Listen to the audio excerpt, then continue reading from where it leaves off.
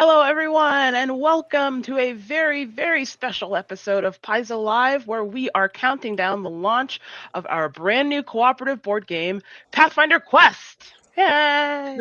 Hooray! I am here with several members of our Paizo and Pathfinder Quest team to talk to you about how great this game is and just get hype about this game coming out. We go live in like less than 4 minutes. It's pretty incredible.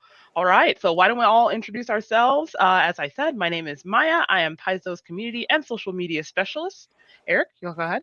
Hi, everybody. I'm Erik Mona. I am the publisher and chief creative officer at Paizo. And Jason. Hi there. I am Jason Bullman. I'm the director of games here at Paizo and one of the co-creators of Pathfinder Quest. And last but not least, Joe. Hi, I'm Joe Piscini. I'm a lead designer for Paizo Games and a co-designer of Pathfinder Quest. Well, thank you all for being here today and for making Pathfinder Quest and bringing this game to life. We also need all of you out there. We need the backers to back the game and support us, and we will go live very soon, and we do hope we see you in the campaign. But just before we do that, for anyone who has missed any of our Paizo lives or is just tuning in on a nice little cozy Tuesday morning and is curious about what the heck we're talking about, let's talk about Pathfinder Quest and how fun it is. Alrighty. All right. So we are going to be taking some questions from the audience throughout this entire hour. So if you have any questions that we do not ask or answer while we're talking, feel free to drop it in the chat. Our moderators will take that question and we will be sure to answer it. So if you got any questions, you would just want to know what is going on, we will answer it. We will help you. We are here to talk about this game, how fun it is, and to engage with our community. All of you, we love you. Alrighty, so let's get started. For Joe and Jason, for anyone who missed our launch party on BackerKit, what is Pathfinder Quest? Can you just tell us about this game? What's great about it? Pathfinder Quest is a cooperative adventure board game for 1 to 4 players. In Pathfinder Quest, each player creates their own character from a mix of an ancestry card and a class card, and from there you make several choices to kind of customize your character and get ready to play. You can make a character for this game within 5 minutes and be playing almost instantly thereafter.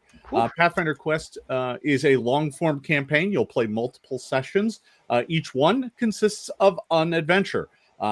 Throughout the campaign, you will play a total of 9 out of the 12 adventures. One of them is kind of an intro, and then you play 8 more. Creating kind of a full and complete story. And that's kind of the skyline. I'll let Joe fill in more details.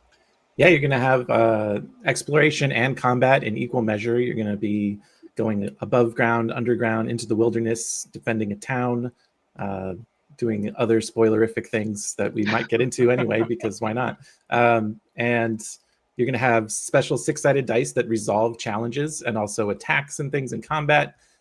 They'll randomize what happens, but you'll still have a lot of choice and ability to determine outcomes. And there's also a time mechanic in the game whereby you manage it like a resource. So you might spend some time early on healing yourself for the next fight, but that might cost you in another way, or you might just push through and then you're all beat up for your next fight. So there's lots. The game is all about making choices, and having those choices really matter. So whether it's character creation or which adventure you're going to play, like it's the gamut. And Joe, you literally just kicked us off right to live because Rue was counting down in the chat. Oh, sorry. To live. No, it's okay. You were talking about how great it was, and we have gone live. The campaign is now officially live. Gosh.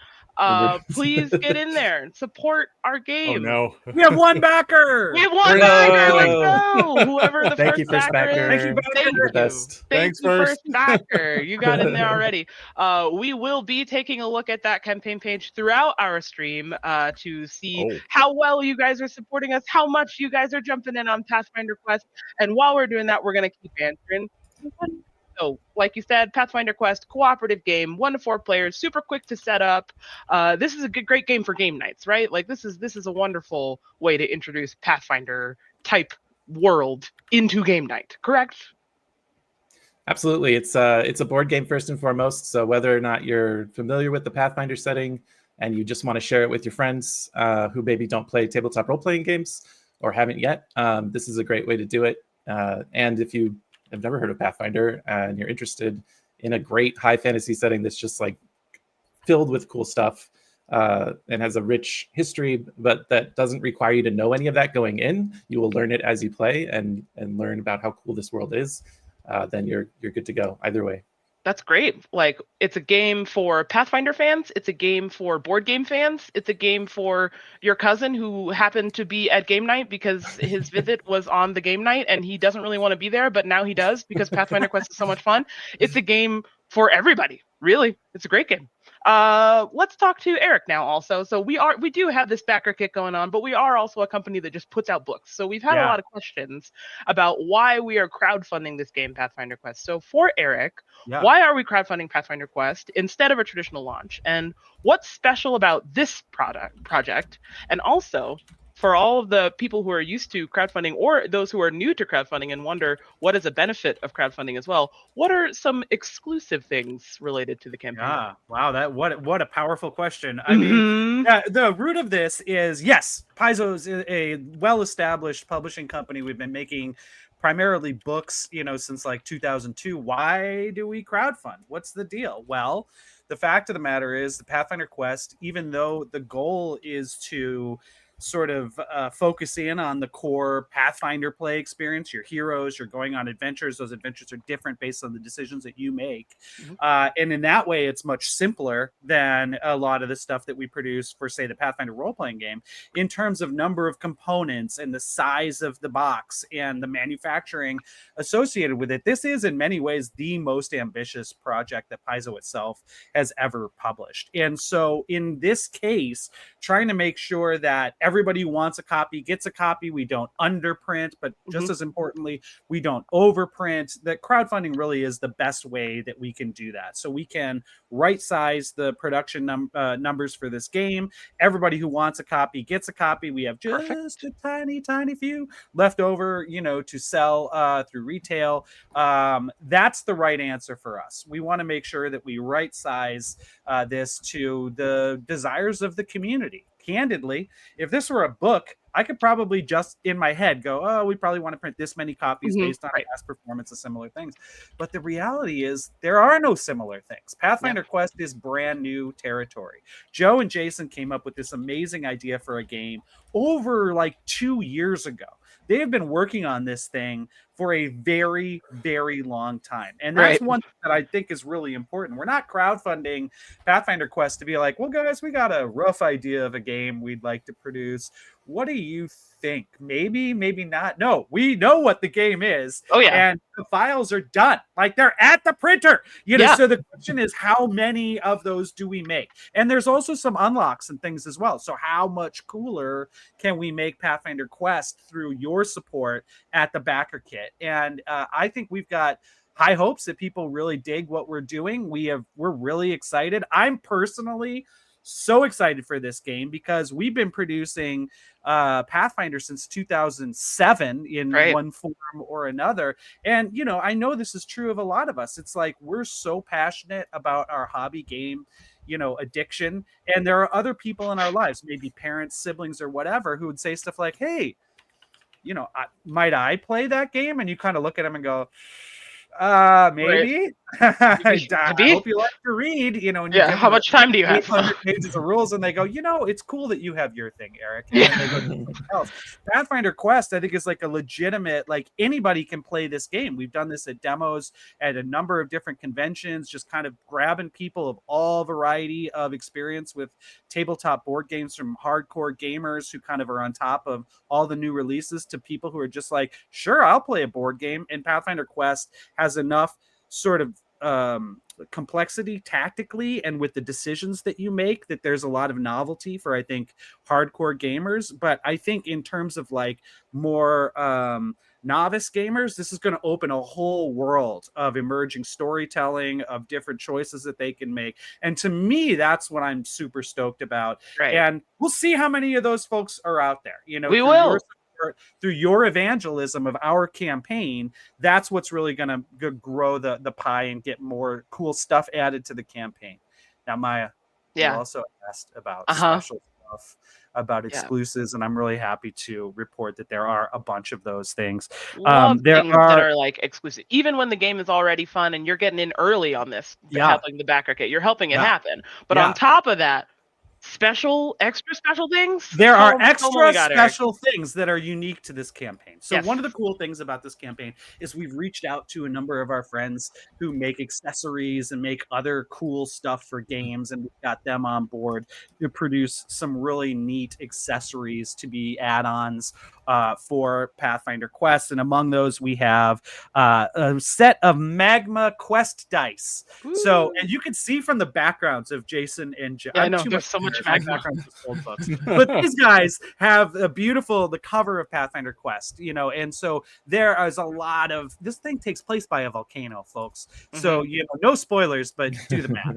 And so there's going to be some magma involved in this this campaign. You might even call it liquid hot magma, and it is coming your way. And it is coming your way in the form of an exclusive set of really exciting quest dice from Fanroll. We'll talk probably about dice, you know, as we go. They're not just your normal dice, y'all. There's a specific type of die, a quest die, for this game, and Fanroll has hopped on with an enhanced version, even cooler than the awesome ones that come in the game itself. We've also got some player mats done by our friends at Gamehead, and those are exclusive to the campaign. So if you want to kind of have the perfect arrangement of all your stuff right in front of you, maybe even ideal for those kind of newer players so that they know everything can be arranged just so. And those mats are very beautiful, and that's exclusive to this campaign. Folded Space has created a component organizer for this game as an add-on that is spectacular. Their stuff is always so awesome to keep all the little fiddly bits organized the way that you want them. And then the big, you know, one of the major parts of this campaign is our partnership with Titan Forge, who are making a ton of miniatures. There are exclusive miniatures in this set. There's the iconic characters like you've never seen them before. Never. And by that I mean wielding weapons that they find in the game. So we've got that. We have different sets of monsters and heroes that are really affordable and really, really good way to get a bunch of miniatures, and those configurations are unique to this campaign. Titan Forge also has a frontier going on My Mini Factory for additional figures for the game you want to check out. I'm sure we'll talk about that as well. But there will be more surprises as we get more players and more people coming in. We'll have more exclusives. We'll grow the contents of this game. Like I said, the game is done. So it's just a matter of what of the amazing content that these two folks and our beautiful art team have put together that you will help us unlock through your pledge and through sharing the Pathfinder Quest campaign with your friends on your social media, in your local game groups. Please help us. Please help us. That's so many things. So many things to be excited about. Holy crap. I want to shut up about it. Can you imagine? It's impossible. Shutting up? And like, I'm a dice goblin, so like I hear dice and I'm like, yes, correct. Yeah, this could be made of anything, and I'm ready to go. And I'm also very organized, and I have a particular penchant for board games that have great organizers and great inserts. So that Folded Space organizer, all you gamer nerds out there who are like, how do I keep all of my cards and my minis and everything? Everything is falling apart every time I open this game. Everything rolls everywhere. Listen, we have found a way, and it is here exclusive to the BackerKit, so gotta get in on that. So thank you Erik. Now we have started to garner some lovely questions from the chat. Oh, we're at 10k. Oh my goodness. 10k in 10 minutes. Almost 50 backers. Almost 50 backers. Get in there, everybody. Can I jump in and ask you a question, Maya? Oh yeah, what's up? Did we limit the animal companion tier to 4, or did someone already pledge to have? I believe someone already had to have already pledged, because that was not 4. I believe that started at 5. Can we talk about that a little? Let's talk about it.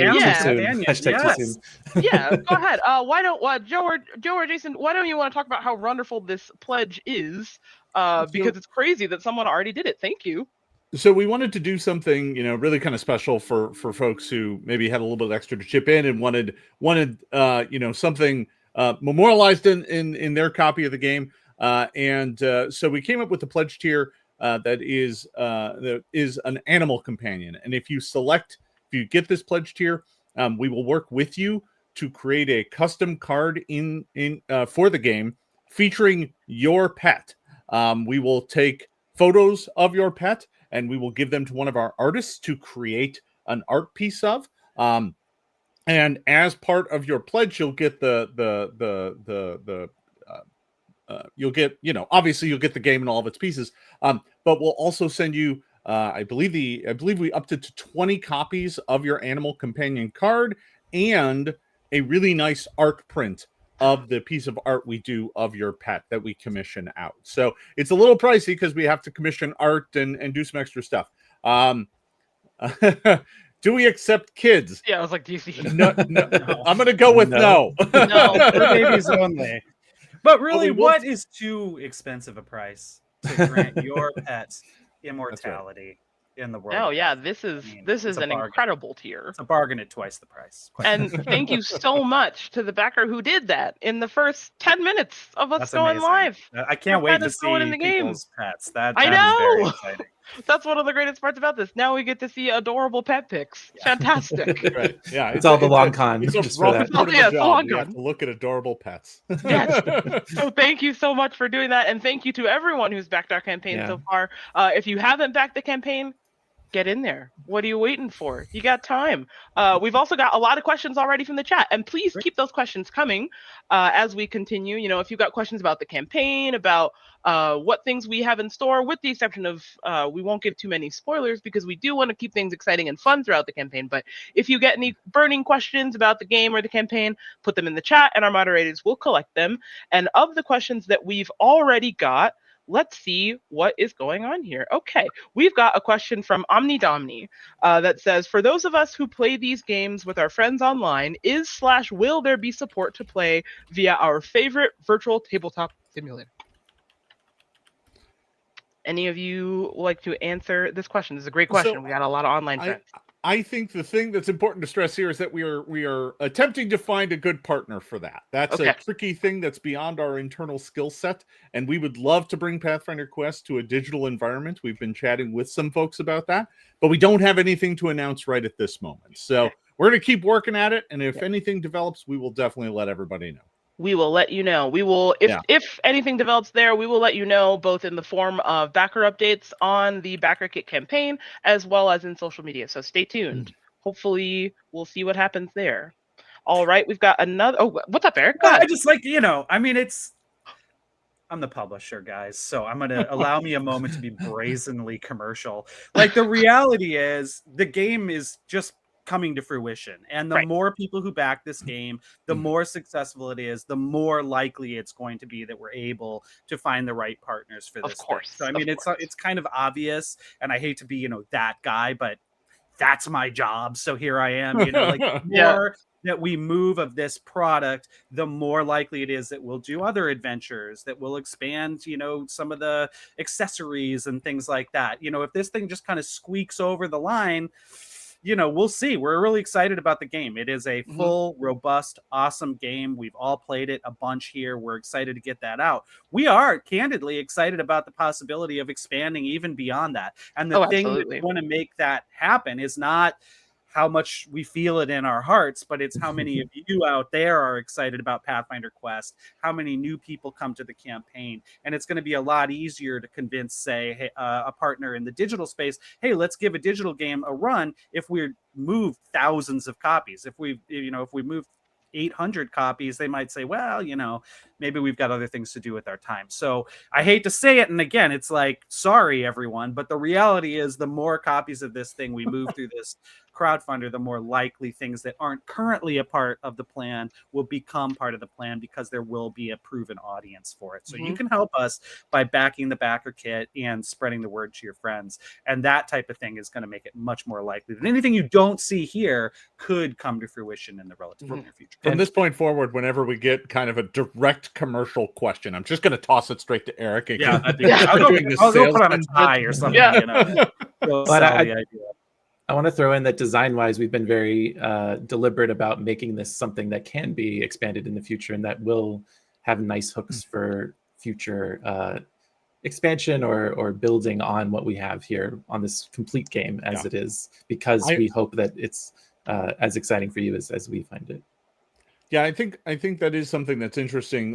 Once you get your hands on this game, you'll realize just how modular it is. How much you could see the roadmap going forward. That it's like, oh, you could easily take all these pieces, add a few more pieces, and do an entirely different story. I just got another note from Rue that we have another person who got the animal companion. Yes! Oh, those are going to be gone. It's a whole Two menagerie. pets. I cannot wait to see these Two We're down to pets 3. are going in this game. Yeah, Absolutely bonkers. Can I make a quick observation? Yeah. We're talking about, I can't wait to see these adorable pets. Ugly pets are also allowed. Like, Yeah. there's no discrimination when it comes to your pet. If you've got a real hideous, beloved beast, we'll put that thing in the game with style. They We will do it. Yeah. I'm really excited to work with people to get their unique little mechanic that their pet will do. Yeah. I think your example, Eric, was of my dog throws up really, like, Yeah. whatever it is, we're gonna make it. We fun will and come cool. up with a mechanic for your dog throwing up. That's fine. Yeah. We can make that happen. If that's a thing that your dog does all the time, Mhm. clearly it's a signature action that they Signature must move, yeah. take in the game. We'll make it So work. yeah, thank you again to those 2 backers who did that. That's That amazing. is absolutely bonkers. Hey, All we right, hit 100 backers! 100. We did. Wow. Yay! Woo! Thank That's you! awesome. 100, and now we're already at 104. These things Amazing. are 6. blazing. Boy. We're blazing past. Thank you, everyone who is supporting us. As Eric said, the more you support us, the more we can do with the game, essentially. That is a huge benefit of crowdfunding. The more you help us, the more we can bring to the game, the more versions of the game there can be. So please support us. This is a great thing that you're doing. You're helping us make this excellent game that we've thought about. They've thought about it for years, come to life in all sorts of forms. So go on there and help us. All right, let's see what other questions we've got. So that was that one. Okay, interesting. We've got a lot of questions here. There's a question from Borderlands for Badge Ripper Clorpdonk. I'm so good at reading. This Wow, is what a insane. name. Just pulled that out there. Will y'all play this on stream? We have already, right? Some. Oh yeah, a we little have. bit. Yeah. Yeah. We have, yeah. So for those who have who haven't played this game, I did see a lot of people in the chat saying, "Hey, I played this at Gen Con, loved it. Thank you so much for playing with us at Gen Con." But for anyone who missed it, we do also have a stream that we did at Gen Con that involves me. That is on our BackerKit page. If you just scroll to one of our earlier BackerKit, what are they called? Updates there, you can see some gameplay of the game happening. I personally think it would be pretty fun to play it on stream during the campaign. So maybe, I mean, if you keep supporting us, then we'll do it. Put more. We want to make sure you guys want to see it, and the best way we can do that is to see via your support in the campaign. So keep supporting us, and perhaps we will do another stream. Who knows? And if we do that, we will update you again. Always, if there's new things, we're gonna update you. Social media, BackerKit updates, whatever way, we're gonna be very transparent about the things we're adding to this game. And the new events that we're doing in regards to this game. So that is another benefit that you have of being a backer. You get to hear more things about what is going on to the campaign directly via email. Alrighty, let's see what other questions we've got.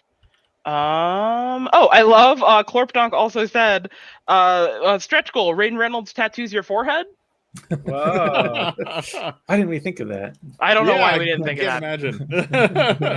That was so silly of us. I mean, I'll say this: it'll be an amazing tattoo. He's such It a will. skilled artist. Yeah. I mean, It you're absolutely gonna get any will. tattoo on your face.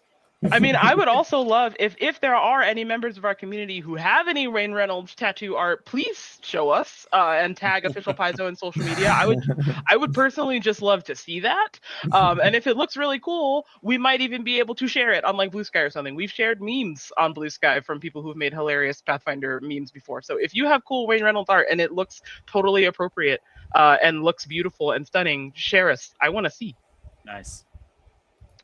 All right, let's see what other. Another great question we have, and this question, comes in. A lot of people ask this question when they have board games on crowdfunding, which is Prime Gaming Merrick Winterson says, "Does this game have a solo mode?"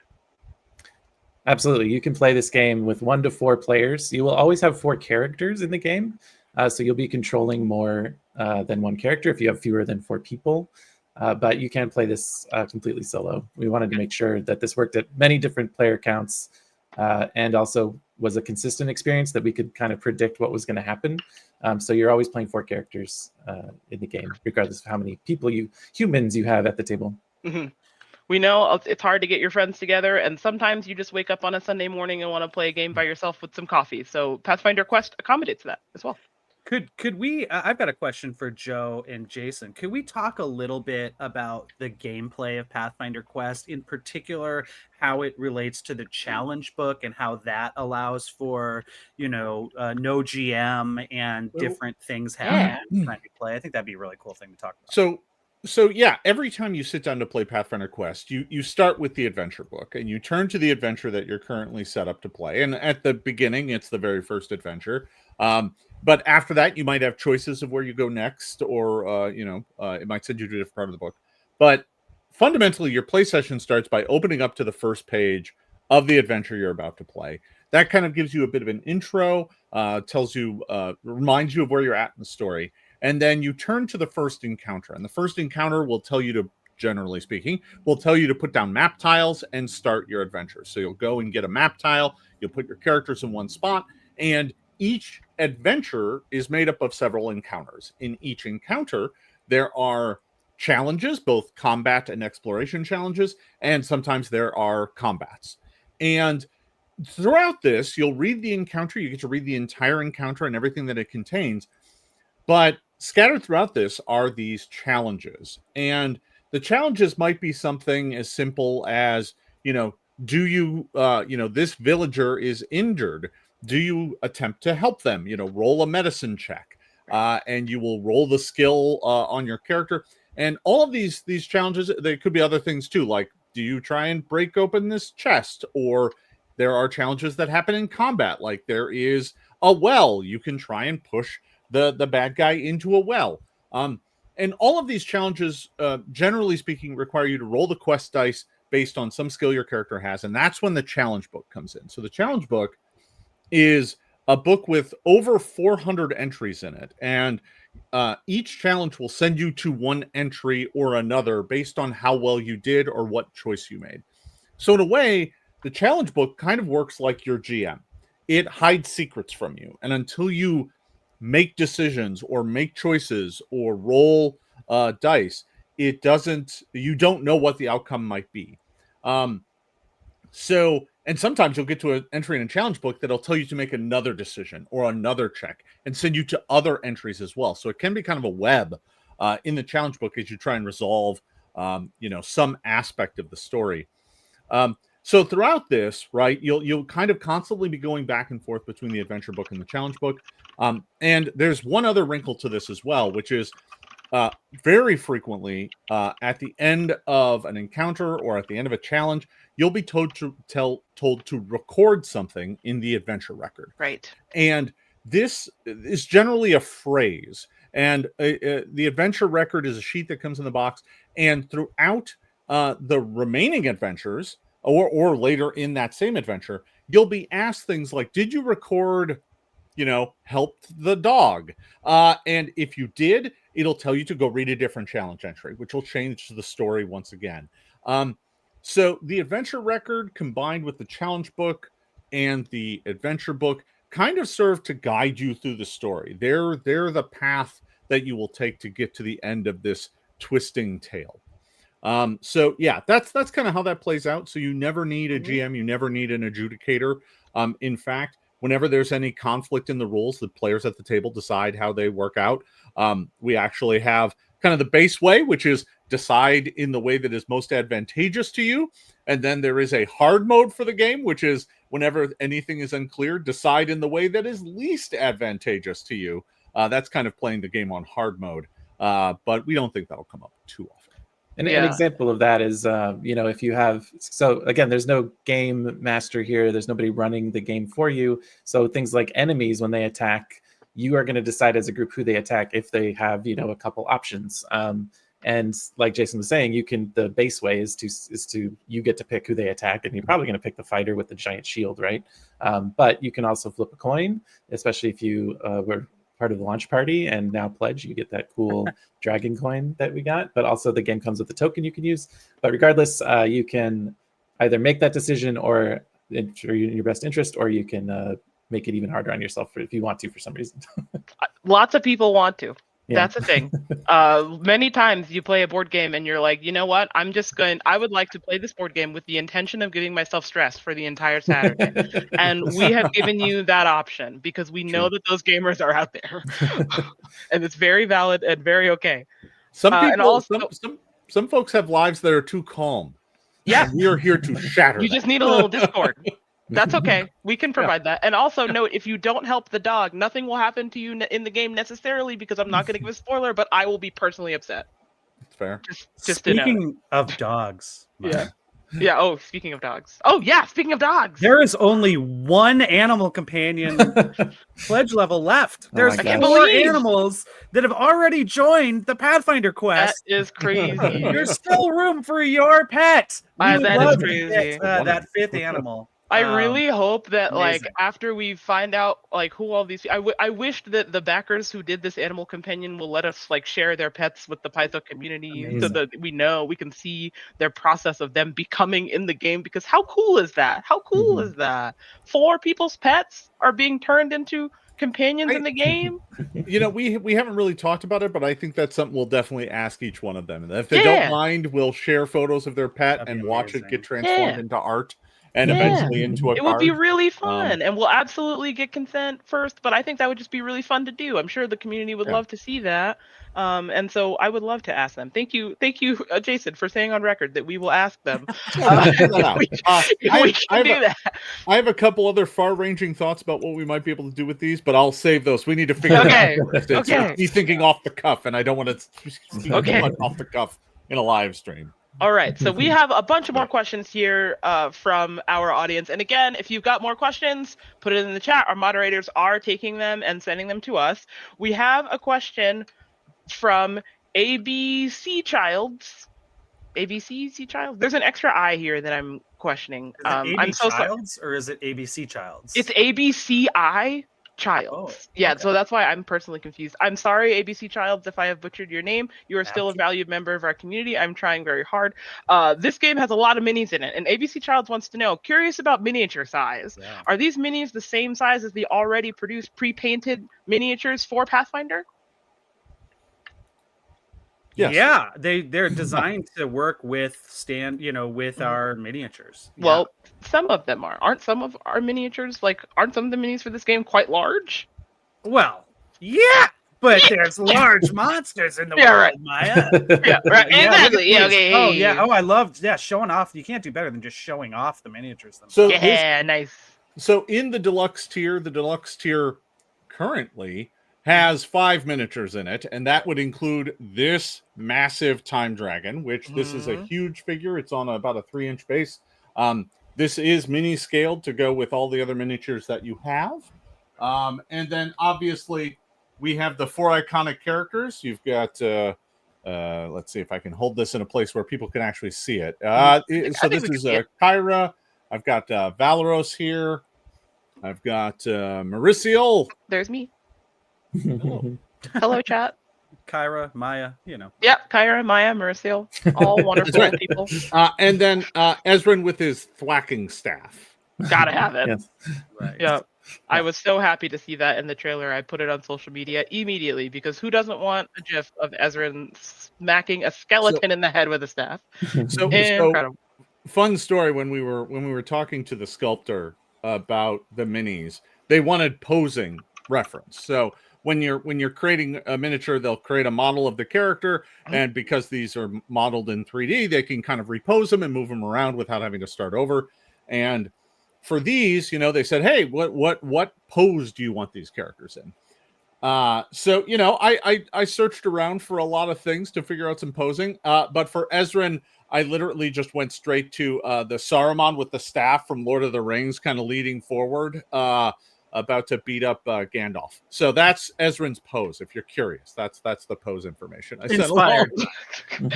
Yes. Okay. And also, I see here that the user who asked the question has clarified in the chat that apparently, I guess, the first letter was cut off from this, so their name is actually Jab Cichlid. So thank you for telling Thank you, me that. Jab Cichlid. Thank you, Jab Cichlid. Thank you, Jab Cichlid, for both correcting me and helping us with that question. Because the minis are great. We got another mini question here. Yes, from Oxman007. Is there a pledge tier that includes the STL files? Let's talk about the STLs. Yes. To get the STLs, there is actually a parallel campaign happening right now at the same time over on my mini factory. Nice. I don't know if I have permission to post. Yeah, I do. So there's a campaign going on right now over at my mini factory where you can get a mountain of STLs involved with the campaign and more Pathfinder STLs involving. It's not an exaggeration either. It's literally like hundreds of STLs. Ridiculous number. Yeah. And the Pioneer campaign is live right now, so you can go and sign up for that, and you get more STLs than you will know what to do with. So many. And you can print those STLs either at a friend who has a 3D printer, or one lovely great thing about visiting your local library these days, local libraries also often have 3D printers. So if you get those STLs from my mini factory, take a look at your local library and you can get those printed. Yes, thank you, Rue, for putting up the Frontier now on my mini factory. Look at that. Simultaneous. You got to get in there and get all those hundreds of minis and STLs. There is also an option for them to print the miniatures for you. Yes, you can do that as well, which they've saying that they're going to have by the end of the year. So nice. Yeah, pretty exciting. Multiple options for you to get. And I believe this one ends up so that you have every monster in the game, right? So you just got the full, if you back our campaign and their campaign, you'll just have every possible character. They even are adding some miniature STLs from the Battle of Hell Knight Hill event that we did at Gen Con this year. So in addition to all of the Pathfinder Quest miniatures, there's some Battle Cry, War Between Andoran and Cheliax miniatures that are very, very exciting. And guys, this is just the beginning of our partnership with Titan Forge and getting into the STL market. That's something people have been asking us for years and years and years. And we finally kind of believe that the price on home printing is low enough that there's a ubiquity, that there's definitely an audience for it. Yes. And we've got a number of people on our staff who have 3D printers, and it's just becoming more and more, you know, a regular way to get miniatures these days. And the sculptors we've been working with over at Titan Forge are phenomenal. And some of the stuff they've been able to create for this campaign, for things maybe coming a little bit down the road, we're just super stoked to be in business with Titan Forge and really all of our great partners who have helped with the Pathfinder Quest campaign. And now, one of the things that we love about this game is it presents all of our players with the power of choice. There's going to be a lot of choice in this game, and there's still room for creativity as well. And we have a lot of creative members of our community. And our 19-month subscriber Prime, Gaming King the Lion, would like to know, will it be allowed to make Pathfinder Quest add-ons for Pathfinder Infinite when it comes out? Boy, they're coming with the hard. I know these are good questions. You know what? I'm gonna try and find a way to make that happen. Let me just say that right out the gate. I think that this game is primed for making that happen. So, you know what? I'm not even gonna say I'm gonna try. We're gonna make that happen. We'll figure out a way to make it happen. It's happening. Yeah, that's something that we love. And I spend a lot of my time as a community specialist in the forums, and I like to see all of the variants that you add to the game, love seeing all the things you're homebrewing, and sometimes I even add my own take on some of the homebrew sections of our forum. So yeah, we love to see additions to our games. Yeah, what's up there? That strikes me as an interesting potential segue. One of the things that we saw fairly recently, in fact, I think it was Joe who shared it with us, like is very excited, is we recently produced the Starfinder Infinity deck, which is a different game from these folks here on the Paizo Games department here at Paizo. And that game is like, it's a ubiquitous set of cards that was spread all throughout the galaxy. And then the gap happened and messed with everybody's memories of the last who knows how many years. And now everyone's got the same cards, but they have to create their own new rules for them. So that's the kind of in-world story of the Infinity deck. And we've had fans create their own games, which is always something we'd hope to see. It did happen. It is happening with the Infinity deck. We hope, as Jason said, to see it happen with Pathfinder Quest as well. And one of the cool things about this campaign is that several of Paizo's previously released board games are available at a discounted price as an add-on to this campaign.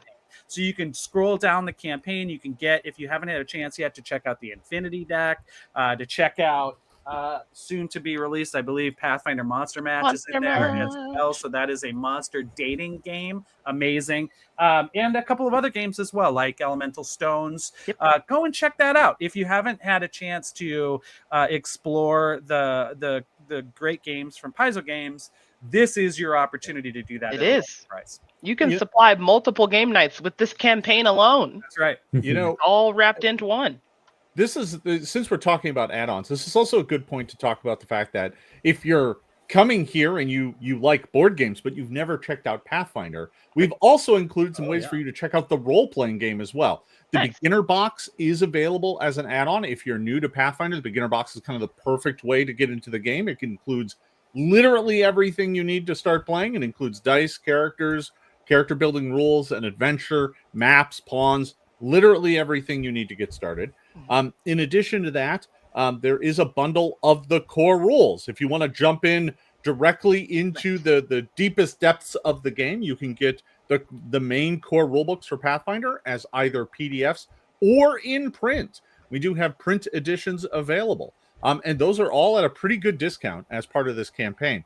There's one other piece of RPG content that is available here. And you might be asking yourself, why is there this adventure, Crown of the Kobold King? Well, Crown of the Kobold King is a collection of some of the very first adventures that Paizo ever published for the world of Golarion.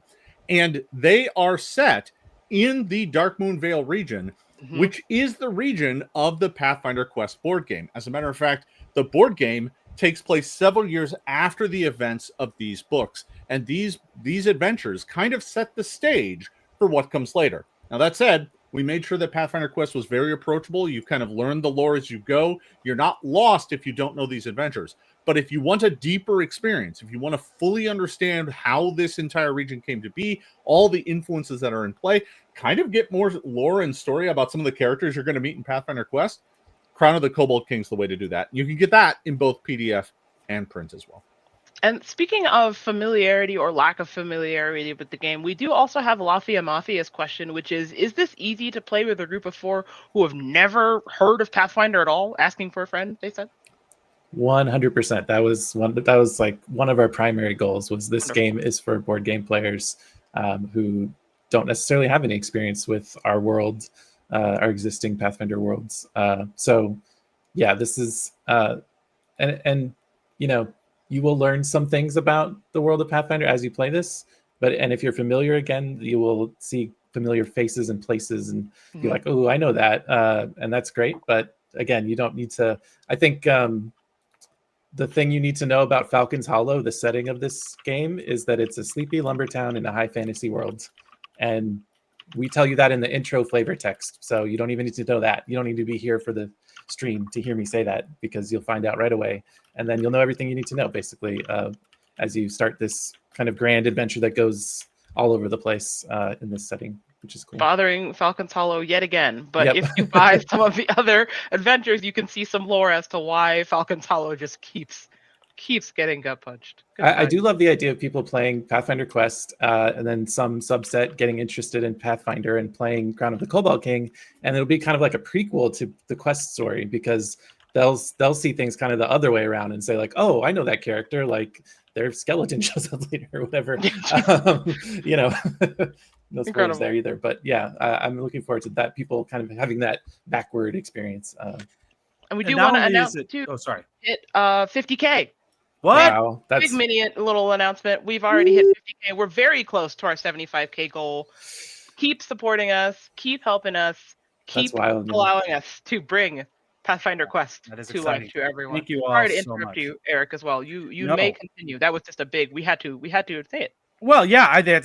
Please interrupt me for a major milestone anytime while I was previously interrupting you, Maya. It's a deal. It's all good. Yeah, so I'm just so excited about this campaign, because just to follow up on that, will someone with no experience with Pathfinder understand and be able to jump into this game? Not only was that sort of the main design goal for this before any of the design started.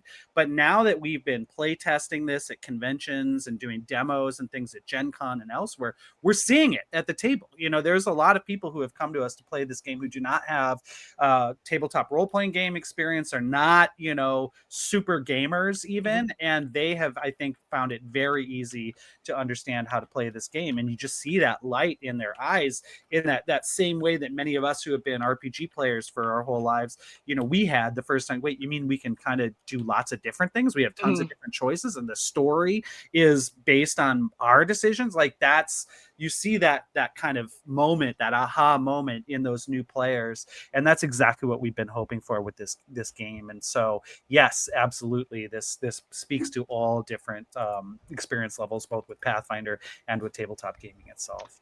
So we have a lot of great things happening right now. We hit 50K, which is huge. Thank you all for supporting us. But there are also other elements to the campaign that we are looking forward to. And some of those elements are social goals, which are related to however many followers we have, how many backers we have. And one of them is that we need 250 backers to unlock the orc ancestry. And we're really close. We're at 236. We're 15 away. So we're super, super close to being able to unlock a whole new ancestry for this game. So keep on sharing it with your friends. Tell everybody about this. 238, let's go. We're gonna. What is that? We need orcs. Yeah, what does that mean? Yeah. What does ancestry? that mean? What does that mean? So when you play Pathfinder Quest, you're going to have 4 characters. And for each of those characters, we have pre-built options. If you're not interested in making your own character, we have ones that you can just take and run with right away. But I think a lot of us are going to want to make our own characters. And that involves basically just 3 steps. You're going to pick your ancestry, which is going to be, again, like dwarf, elf, human. And if we get a few more backers, then orc will be added to that. And that ancestry comes with a background as well. And that's 2 abilities kind of wrapped into one. So the background's going to make you better at a certain skill. Like you might be more diplomatic or be better at medicine or something. If you're a farmhand, your athletics, you might be stronger and be able to do more athletic things, that kind of thing. And then your background or your ancestry will also give you just kind of a flat bonus. Like maybe you get to have an extra move during combats, or you can add dice to certain types of rolls. Or there's one that's just you're a local, which means if the game asks you in certain situations, like if you're talking to townsfolk, you're a local, you know them, you get your own special challenge book entry that you get to talk to them because they know you.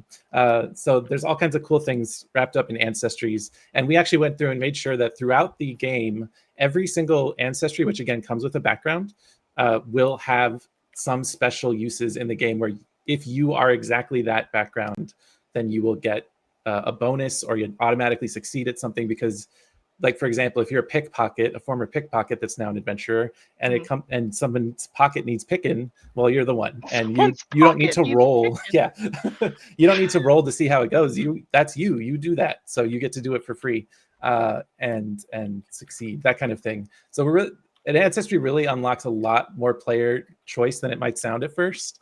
So I'm really excited for us to hit that. Have I talked long enough? Have I babbled on? We're really close. Enough? No, we're so close, Joe. Okay.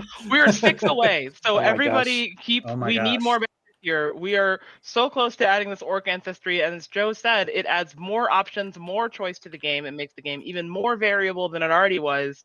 And it gets us towards all of our other goals that we wish to achieve during the campaign. So please get in there. Back the game. It's happening. It's happening live. We're doing it live right now. It's live. Oh, and I didn't even finish saying that character creation, you're also picking a class, and which is going to give you more choices about what kind of cards and abilities you have, like feats and spells and things.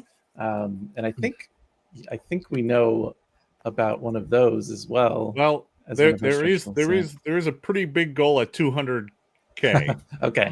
Which unlocks an entire new class for the game. We haven't really dived into the stretch goals, but we should probably start talking about them soon because they're not as far away as we thought. They're not. Yeah, they're already. We're creeping on them. We're creeping on them. Oh goodness. Okay. And so we do have a lot of people in the chat who are just gamers. And like board gamers who are just walking in and they're like, what is this? This looks fun. So Logolog42 would also like to know, I wonder how this compares to the Sword and Sorcery game from RS Games. How is Pathfinder Quest in comparison to games like that? What can someone who likes that game see in Pathfinder Quest? Joe, do you want to take this? I see you nodding with contemplation.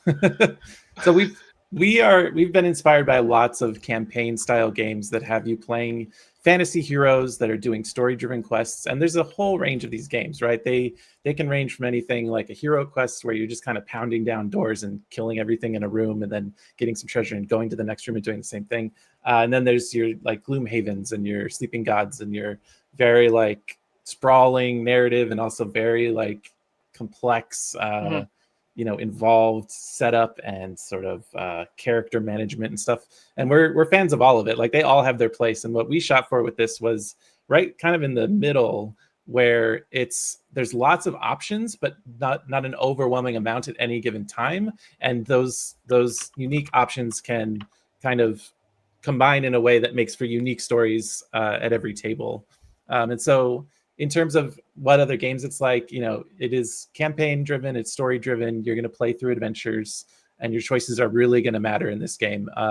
Not just combat choices, but also your narrative choices. Like the example I like to use, because it seems to surprise people, is a sealed letter. At one point, you're going to find a sealed letter probably, and you decide whether or not to open that letter. And that even something like that will change the course of your story. I'm so obsessed with the stream right now because our stream it's of the page and it just keeps making more and more of the page within the page. So like we're going to infinity here. But also we have hit our 250 backer stretch goal. We are already at it. So that means we are bringing the orc ancestry to the game, which is fantastic. We could not have done it without your support. Yeah. Literally. So thank you for that. Amazing. And we're on to the next one. Why don't we take a look at the campaign page and see what our next stretch goal is so we can see what we are excited for. Rue, can you pull up the campaign page and let us take a look? We have so much going on in this campaign. It's very exciting. Thank you guys for helping us with this. That was huge. And it still happened while Joe was talking. He was just talking about but it would still happen while Joe was talking, so I'm going to count it. Okay, what do we have there? 250 backers. Oh, we unlocked a bunch of stuff actually. Oh wow! Well, some of those are shares. I don't know that we can see those metrics just yet, but the first one's backers. Yeah. Okay. Yeah. 250 backers. Yeah, we've got the orc ancestry. Next at 500 backers, we will unlock the Tengu ancestry. Okay, and so I have a personal need for the Tengu ancestry to come to Pathfinder Quest because Tengu is my mother's favorite ancestry. So like it's the only ancestry she plays whenever we do anything Pathfinder related. She loves the Tengu so much. So for me and my mom, please make sure we get to 500 backers so we can bring Tengu to Pathfinder Quest, because my mom is already going to back the campaign because my mom backs every campaign for every game I ever make because she's my mom. She's got a shelf of all the board games I've ever helped contribute to. However, she will be even happier if the game has Tengu in it. So let's get to 500 backers. Let's bring Tengu to the game. They're cool. That is amazing. That is amazing. Yes. And the main goal we're shooting for, folks, is 75,000. Yep, I know, and we're close. Fund the game, and it's looking like it's within reach. We are very close. Yeah, we are at 58,000 right now. We are so close. Only need a little bit more of your help, everybody. Look at all these wonderful things we have. Yeah, we've got a bunch more minis. 200k Mysteries of the Oracle, so that goes along with those Tengu. 250k, we got the Organizer. Like we need your support to make the game even better. The only thing that happens when you do stretch goals is the game gets better. That's right. That's what happens. There's no downside to helping us support the game. It just gets better. There's so many more stretch goals too. That's the thing. Many. We've got a fair number that are still hidden and mysterious. Like we are huge nerds. The thing you have to remember, and we have made this game with other gaming nerds in mind. We have so many cool things we want to bring to this game because we think they're cool, and we think you all will think they're cool. So keep supporting us. Maya, there's a few of the social goals that are sort of share. Yeah. How might someone watching in the stream right now help us achieve those goals? How are we measuring the share? What do they share? How do they share it? So they can share any post that we've got that has the campaign page link in it. Okay. And those posts will be abundant. I'm going to post a lot of those. They will be across all of our platforms of social media, which are Blue Sky, Instagram, Facebook, and Tumblr. You heard me. Wow. We post on Tumblr. Amazing. It took a while, but we figured out our Tumblr password, and we're back on it. So that would technically be reblogs, but it still counts. That is a share. So if you share things, we will look and we will count those. Is my Okay. understanding of that. Is that right, Rue? Like we just have to look and witness. So you guys are sort of aggregating those shares and Yeah, to my knowledge, we're just looking and counting those. Great. Luckily, those social media platforms do like put those to the side. They have the likes, they have the shares, like so Yeah. it won't be like some horrible brain mess. But yeah, if we get shares on our post with Pathfinder Quest, yes, we will unlock those things too. So honestly, why don't we check right now? Because who knows if we've already hit 100 shares? It's very possible. That would be pretty fun. That we've done some things like that. Okay, interesting. While you look at that, can I talk a little more about the orc Yeah, ancestry go ahead. we unlocked Yeah, go already, ahead. which I can't believe, kind of. For sure. So, of course, you get the ancestry card, which will have a cool background associated with it. I'll just tell you, it's a barber surgeon, is what we've got lined up on that. And also, your ability as an orc in this case is that once per adventure, if you start your turn unconscious, meaning you've taken damage from either combat or other terrible things that have happened to you while you're exploring, and you've taken that much damage equal to your hit points, you'll be unconscious. But in this particular case, if you are this orc and you start your turn unconscious, you actually remove a damage and you get back up and you're no longer unconscious, which is a throwback to sort of an orc ability in Pathfinder, the role-playing game. But it's also a good example of how you can, that you could be an orc cleric and maybe you get back up and heal your whole group and get everybody back in the fight. Or you might be an orc fighter and jump in the way of someone who's would otherwise be attacked. And in addition to the ancestry card that lets you do these cool things, and again, the barber surgeon is going to, believe it or not, going to come up in this adventure a couple times. There's going to be an advantage to being a barber surgeon. There's also pawns and portrait cards. So you will have art of an orc that you can pick and play with on the board, of course. And oh yeah, go ahead. Sorry, someone's about to say something. I was about to chime in, but I will let you finish. I think I said what I want to say, which is, you get all that extra cool stuff too. Yeah. So one of the things that chat noticed with the orc and the way that ability works is this is a good example of us taking something directly from the RPG and translating it into the board game, right? Orcs have an ability. They have an ability they can take that's a feat that allows them to basically not get knocked out when they get knocked down to 0. And this is a direct translation of that ability. It doesn't work quite the same way because it's a board game and we want to make sure that it plays well with the rules of the game, primarily because once a monster starts attacking you, it doesn't stop attacking you as long as you're conscious. So we wanted that monster to give you a break and not just have it be like, well, I guess it hits you again. And then you go down anyway. We wanted it to change target. So it doesn't happen until the start of your next turn. But that is kind of just one way that folks who are familiar with the RPG, you're going to come to this game and you're just going to see a bunch of stuff you recognize right away. The game is going to feel familiar. But if you're not familiar with the Pathfinder RPG, we made it so that the game is approachable for you. So, it's just a good example of that. And even just as we have been talking here, we went up from 20 shares to 25 shares. So we are a quarter of the way to our shares stretch goal, which the first one of those is you get a whole bunch of cool swag to use for social media to show your colors on Paizo about Pathfinder Quest on your social media. And it is another step to our 250 share stretch goal, which includes digital wallpapers. And I know a lot of you, because I read all of your social media comments, have been asking us for digital wallpapers and various art from all of our worlds because you love our art, which, as you should, is beautiful. So the more shares you get, the more likelihood that you can have some of that art as digital wallpaper. So get in there, share, keep sharing. I know it's only just started, but it's barely been live for an hour. Some of you are at work. So when you get off work, share. Thank you. Yes, this is the 31-day campaign, folks. Yeah, it is a 31-day campaign. We're in for the long haul. It's we have exciting a as lot it is of to watch time. all these things clear today, and we're hoping to clear a couple of more. It is very fun to watch that happen, but we understand that some of you are. We are luckily we get to be at work doing exactly what you see us doing right now. Super fun. But some of you, you're got your nose to the grind. You're waiting to play your games when you get home. That is completely fine. We would love your support after work. Get yourself some food first. Please eat first before supporting the campaign, and then support the campaign.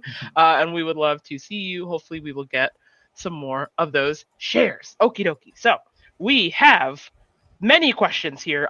We did talk about how there are ways to also get Pathfinder in the game, so we do have several questions that relate to the game and Pathfinder, which one is from Radiation, spelled Ray, like R-A-Y, Diations, very clever pun there, which is, how different is the game from PF2?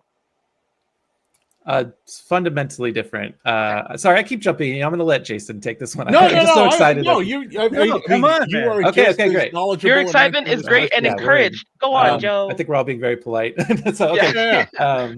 So it's fundamentally different in that, there's a different dice system, right? You're not rolling a d20.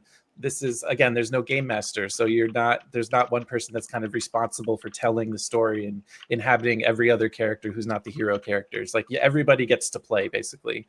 And we picked 6-sided dice because they're very familiar to people. They have a smaller range that we can more accurately predict the outcomes in a range and make that interesting. Both we can simulate things that happen in Pathfinder 2. So there's things like critical success. If you do really well on something, or if you do really poorly, we can simulate that by saying, okay, you rolled this many successes or more on your dice in Pathfinder Quest, then go read this entry. Oh, you didn't do so hot, read this entry. Oh, you let Joe roll? Okay, go read that one, and you might Is that one of want the to just options? restart the adventure. No. Okay. Is there unless you're one of playing the with me, options yeah. that is secretly coded as you let Joe roll? Like, is Yeah, that yeah, one yeah. of them? Okay, excellent.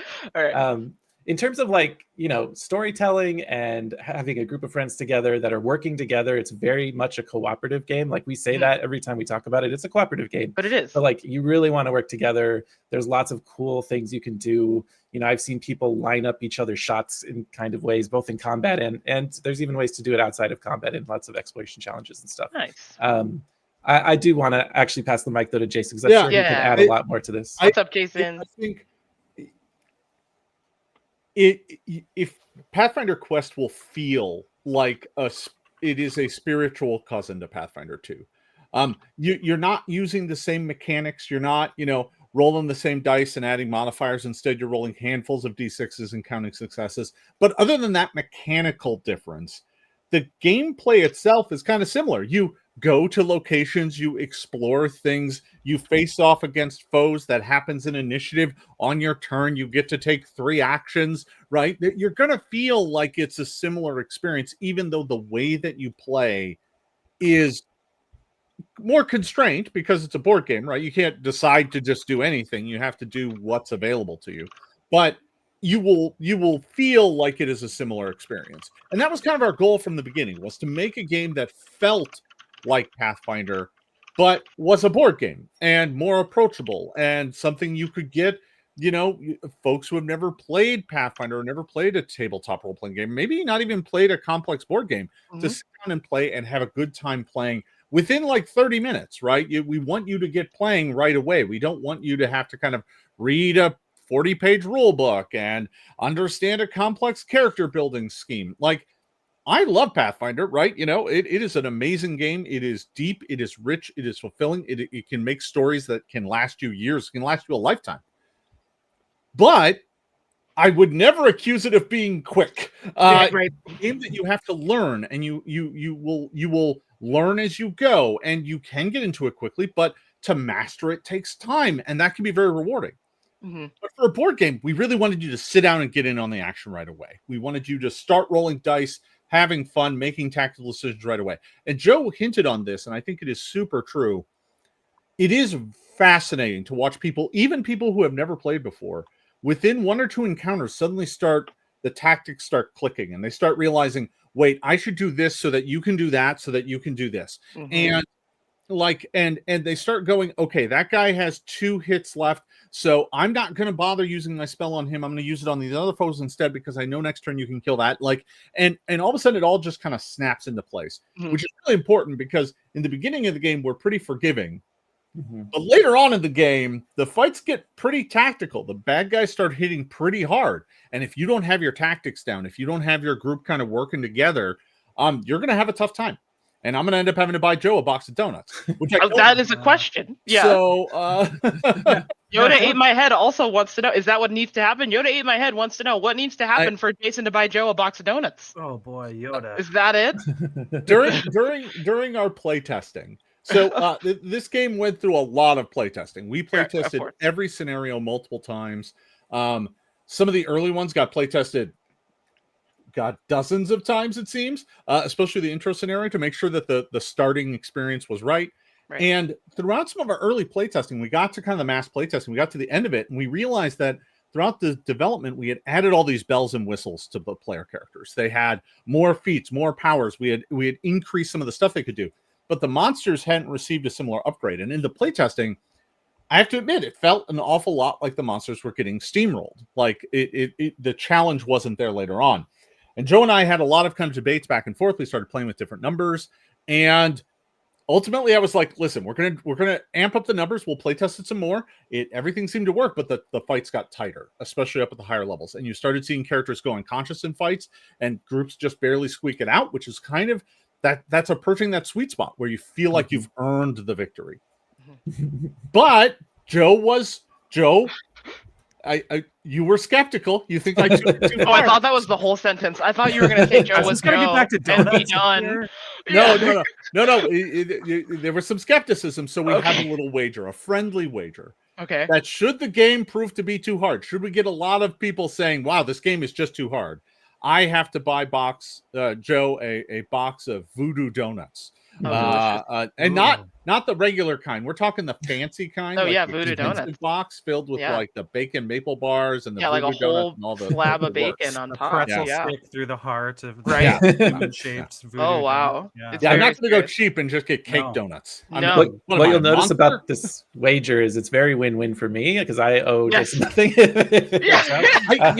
It honestly is kind of a bad bet for me. Yeah, I don't yeah. get anything other than a harder game. Yeah, right. Like if you don't win, then Well- the game was easy and everyone had fun and there were no issues with it whatsoever. But if you do win, then we have to tweak the game more and make sure it's easier and Joe gets donuts. My win condition is that the game is hard and all of you suffer. But really, right? It is such a delicate balance point. And there's something we worked a lot on was if it is too easy, then you don't have to work together. You kind of just breeze through everything. It doesn't feel as meaningful if you're not sitting there panting at the end of the fight, being like, "Oh my god!" I mean, even the Gen Con game you played in, Maya, I knew what happened because I had to watch the VOD. I couldn't watch it live because I was working the floor, but you told me what happened, and even while watching it, I was like, "Oh, please don't." Yeah, I was so close to death. I literally had one health. I had one blood. I was so close to death. Honestly, that's what we want, right? Because it's more exciting that way. It tells a better story, and it's just more fun. I actually like to lose a cooperative game the first time I play it because it means there's more there for me to go back to, and it can improve, and we can have more fun with it. So it is a really tight window that we need to get it where it's achievable, but you really have to try. And again, it ramps up so that because again, this is meant to be approachable for people who don't play a lot of board games. So you get that sort of on ramp of okay, this is how a fight works. These things aren't necessarily going to wipe the floor with us every time, unless we get really bad dice rolls, which is possible. And of course, the dice are part of it too, right? We want there to be luck. We want there to be a little bit of, because that's another story you can tell at the table. I cannot believe I rolled all skulls 3 times in a row. And that's a great story too, in a different way. And in fact, I'm just freaking going off. I'm sorry, but there's achievements in the game on the campaign sheet. There's a list of achievements, and if you roll really, really badly, you get to mark off one of those achievements. So there's something for you. And if you mark off enough of those, you get a special item that you can only get via achievements. Yeah. There's something for everyone, even those of us who do badly. So even if you're just having a bad game night, you still get an achievement because that's okay. And I do want to point out here, we are so close to hitting our goal. We are at $67,000 right now. And also we are at 306 backers, which means we're even closer to 500. And I did see here also that Frozen Francais said, you don't want to let Maya's mom down, do you? You don't. I mean, I don't. You want to bring Tengu to the game, so Maya's mom will be even happier. I love my mom. She's the best mom ever. Alrighty. So we're so close. We're doing amazing. Holy crap. We're already at 307. 307, you made my mom happy. I have a question for Joe and Jason. You talked a little bit about the challenge, of the encounters and things. Talk a little bit about the character advancement aspect of this game, if you would. I think that's pretty interesting as well. You go up in levels, don't you? Absolutely. I'm one of those players in role-playing games and anything else where I'm like, do we level now? Did we play 2 sessions? That's enough, right? And in Pathfinder Quest, you're going to level after every single adventure except for the first adventure. And what does that mean? That means the number of dice you're going to roll for certain things go up, your defenses get better, your hit points might get better, various things will improve about your base powers, but also you're going to get choices for your class cards. So your class, like whether you're a fighter or a wizard or whatever, you're going to get access to new powers, new abilities, new feats, new spells if you're a spellcaster, and you're going to have choice there as well. So the same like 4th level fighter is going to look completely different across like 8 tables because they will all have made potentially different choices, not just at 1st level, but at 2nd and 3rd and 4th. And this goes up to 8 because, again, you're going to be playing 8 adventures after the intro adventure. Now, the intro adventure you don't level right after because you're just learning the game from that adventure. We actually tell you can make changes to your character because maybe you're like, oh, I think it'd be cool to be the orc cleric. And then you're like, actually, I want to be an elf fighter. And so you can do that because, we want you to see how the game works before you really like commit to your character. But then after that, you will level after every single adventure. And we paced it so that you are constantly getting new stuff to play with. I mean, you're not only going to get that, right? You're going to get items, magic items, and equipment that you find during their adventure, and that will level you up in a way as well. But we wanted to guarantee that you're always having something new to play with while also like having time to kind of explore that new option and see how it works with your team and everything like that. All right, and let's see. Collateral Damage would like to know, can you mitigate bad dice rolls since we're talking about dice rolls? There are lots of abilities in the game that lets you either use good dice rolls to make your enemies' dice rolls worse, or if you get a bad die roll, ignore some of it. A lot of these dice have pips on some sides that represent successes, so like 1 to 3 successes. Then they have a side that has a skull and a side that has a star. And stars are generally good for your characters, and skulls are generally bad for your characters. And so there you might be able to spend stars to deal extra damage or to move around the battlefield more effectively or to take away a skull from an enemy roll later. So I rolled a star. We have the Oracle class, we're hoping to unlock. They have abilities that have to do with kind of predicting the future and like mitigating bad enemy things. And they might be able to take a skull away from an enemy roll so that you don't get their ill effects that they get when they roll skulls. Absolutely could have used that during Gen Yes. Con. So many skulls were happening. We're generally rolling a handful of these dice, right? When you first start, your good rolls will generally be 3 or maybe 4 of the dice. At the highest levels, you could be rolling 8 or 9 if you have the right bonuses and combos. And so instead of just letting you reroll all of them, we oftentimes let you tweak a die or reroll a die or treat one die as something else. There's a lot of different abilities floating around in the game to do that sort of thing, to mitigate kind of bad rolling. But frankly, the fact that you're rolling a handful of D6 is already in there to mitigate kind of the swinginess of a D20. I love the D20. It's a great die, but it's not the best die for like a tactical game. Because frankly, the gulf of difference between its upper end and lower end is a lot.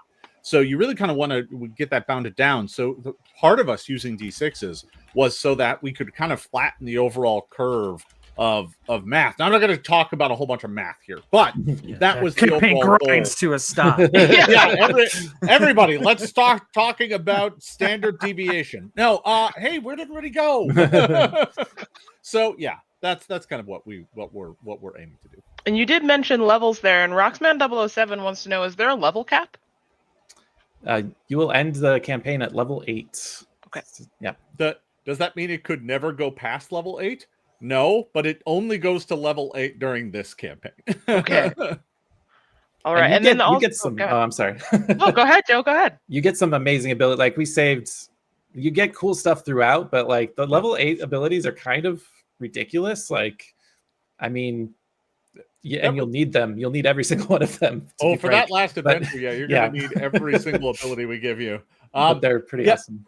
I do think level 8 is the place where we were like, yeah, this was really broken. We knew we couldn't give this earlier, but it's the last adventure. So go ahead. And just want to congratulate everyone for supporting us again. We just passed the 70K threshold. We're Oh my at gosh. we just passed, never mind, we just passed the 71K threshold. Oh, We're so close again to funding the campaign here. Thank you, folks. That's amazing. Thank you so much. Again, keep supporting us. All it does is make the game even better. So get in there and tell all of your friends about the campaign. Support us. I do also have a question from Jab Cichlids again, and this question is wholesome, so I'm asking it immediately. I am already backing, but now I'm thinking I might like to give away a few boxes for Christmas gifts to friends. What time frame are you anticipating these to be out? Will I be able to give away boxes for Christmas? And I know we've answered this, but it's just such a cute question. I want to talk about it. Only if your friends like receiving their Christmas gifts in spring. Yeah. Right. Yeah. The great thing about this game, folks, the design is done. Like, Right. it's completely done. It's in fact at the printer, and we're starting to get printer proofs back. That's how done this game is. There's still some things we got to look at and change at the end of the campaign, but when this campaign comes to a close, pretty soon thereafter, we're going to be telling the printer how many to make. So that's literally as fast as we could make this game happen. We couldn't start the print run before we knew how many to order. So we're going to set the print run promptly after the campaign ends, and then it goes into manufacturing. Now, we've done some of the early stuff already, right? You know, because making a game with miniatures and stuff requires prototyping and tooling and, you know, samples. These are samples sent to me from the factory that are made of the final plastic and stuff so that we could see what the quality was and what they look like. But all of that stuff takes a great deal of time. And I think we've done as much of that as we can. And it will, after this, kind of go through the process as quickly as possible. But even then, we're still anticipating it's not going to arrive until spring of next year. Just based on how long it takes to manufacture and shipping and then distribution and getting all of our pledge stuff set up, we're wagering spring of next year is going to be the release. But there is, I mean, oh yeah, go ahead, Erik.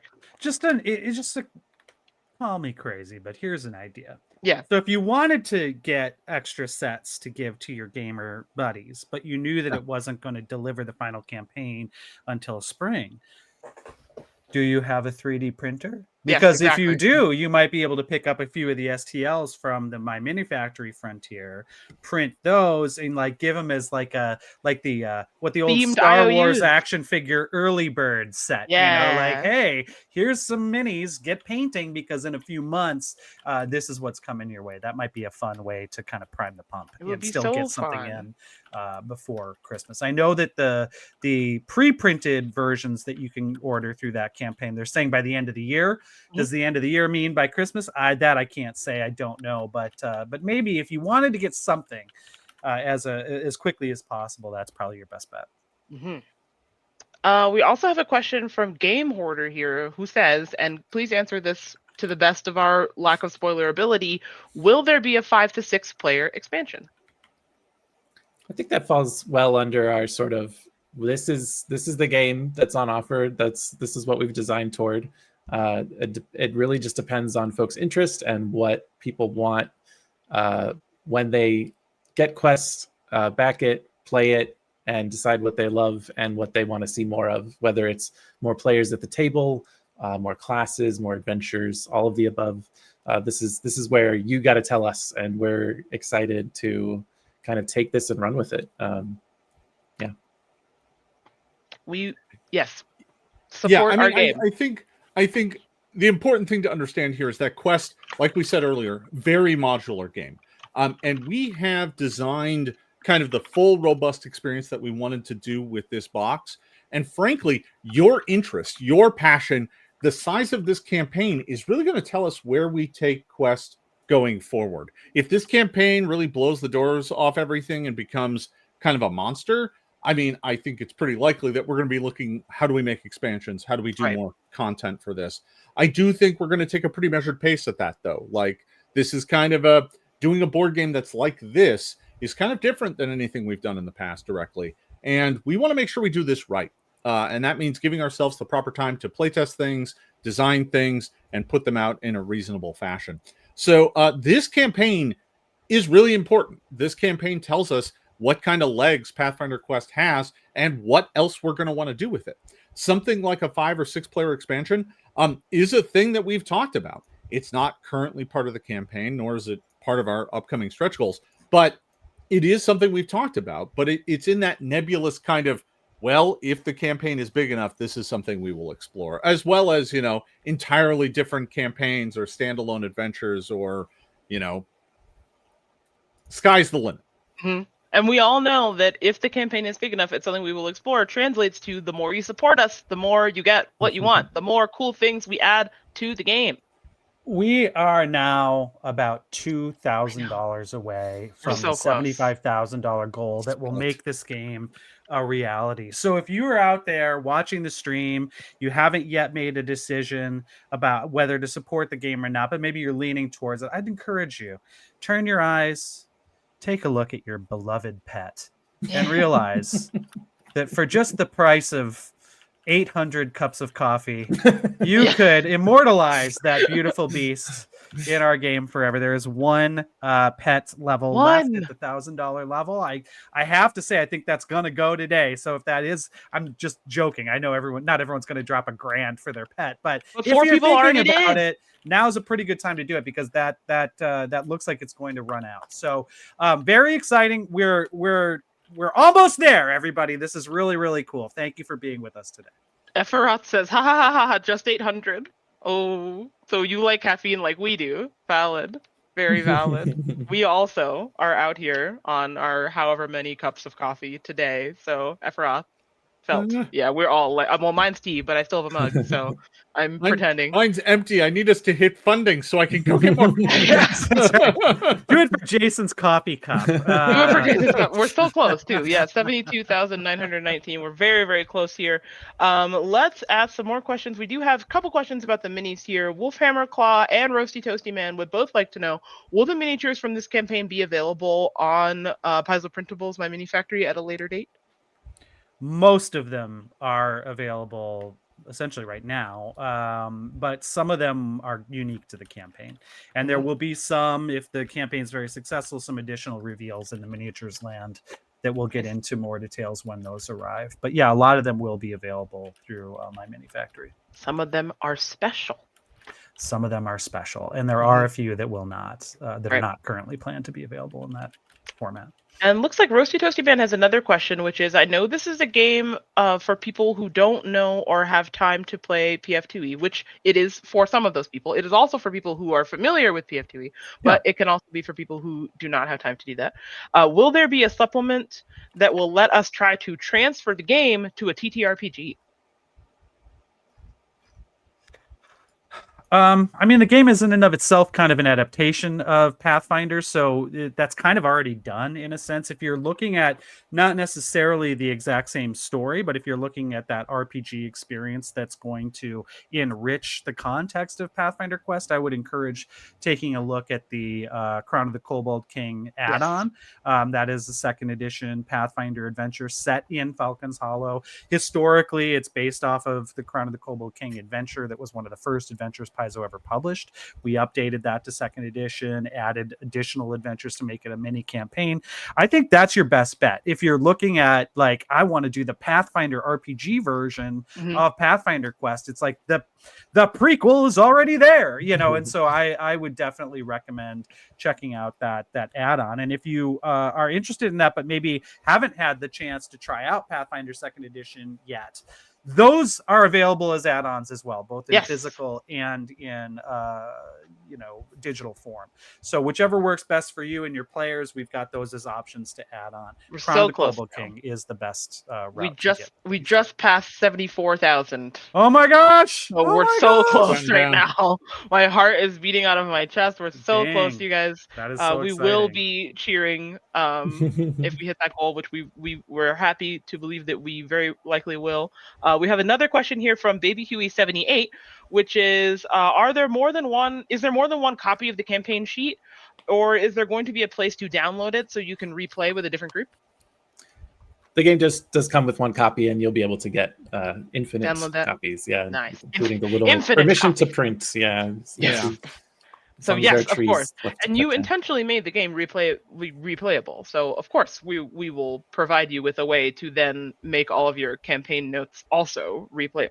Without going into spoilers, Joe and Jason, could you talk about the replayability of this game? What are some of the things that make this more than just a one and done?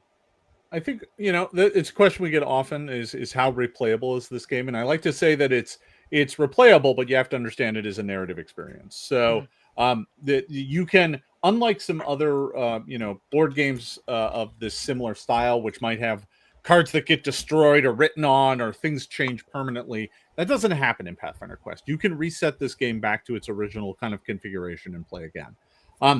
But if you do play it again, the story doesn't get fundamentally different.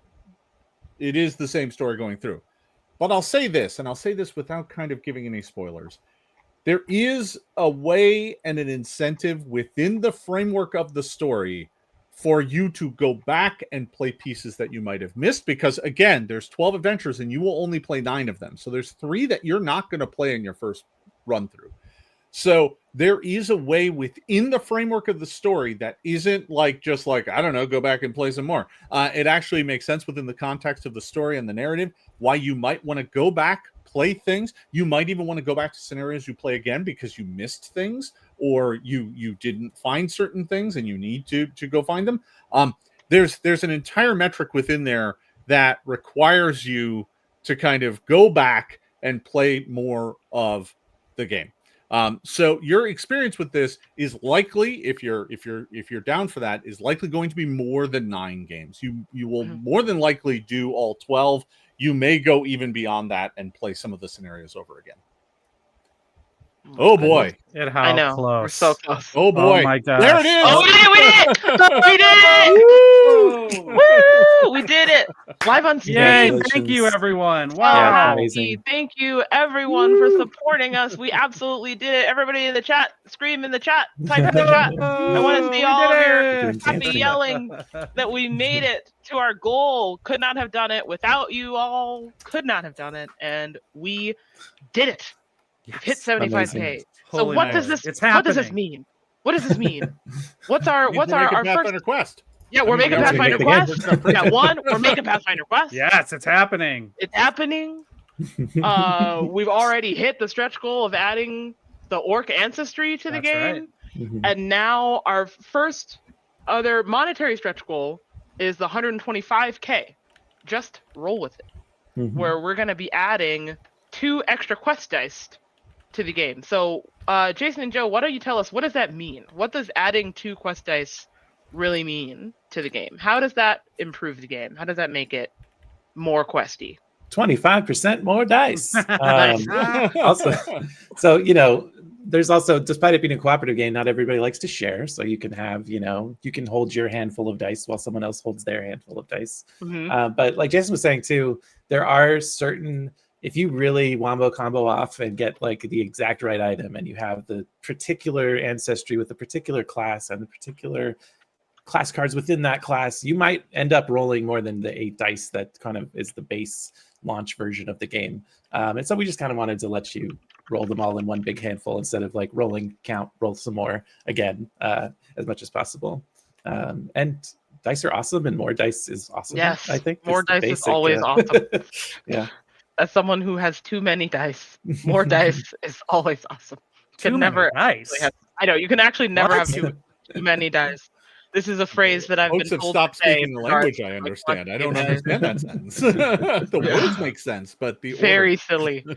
Okay, let's see what else is going on. Oh wait, no, we're taking a break. We're taking a break. Oh, take a break. Oh! Okay. Yes, now that we have funded, we are going to take a brief, like a couple minutes, like I think like 2 or 4 minutes, however much time it takes to play like 2 of our lovely adventure trailers. We are going to grab a little bit more coffee.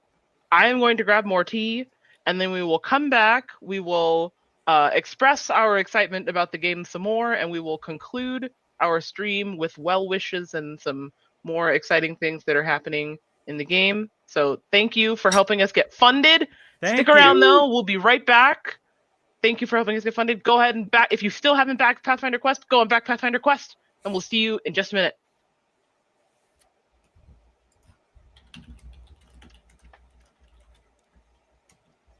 We're bopping. You're going. I'm gonna just start talking about quests tomorrow. Oh.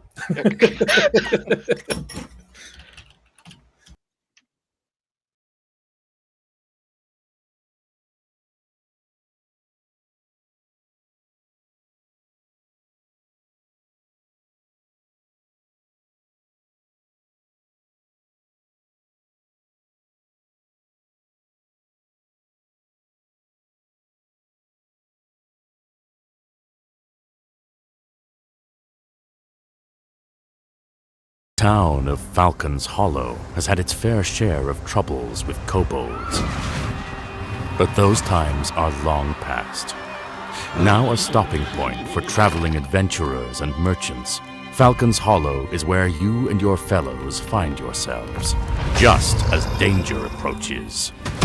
Hordes of undead shamble toward the town, threatening townsfolk, frightening the wildlife, and causing havoc. As you and your fellow adventurers search for the source of this undead disturbance, an even deeper mystery and an even greater threat reveal themselves. Time is of the essence. Will you save the town of Falcon's Hollow, or will the fires of the past burn into the future? Pathfinder Quest is a cooperative adventure board game for 1 to 4 players. Each player creates their character by choosing an ancestry, class, and abilities. No game master needed. Pathfinder Quest is entirely self-guided and cooperative. Set up each adventure as instructed by the adventure book and prepare for surprise at every turn. Overcome a variety of challenges in both exploration and combat scenarios. But keep an eye on the clock. Time is a precious resource, and you never know what might happen when it runs out. Every choice matters. The villager you save in the first adventure may become a valuable ally in the journey to come. And a missed step could spell ultimate doom. It's up to you to save the town of Falcon's Hollow and prevent disaster. Will you answer the call? Pathfinder Quest is available in standard and deluxe editions with add-ons for campaign-exclusive 3D printed monsters. Pathfinder Quest, now on BackerKit.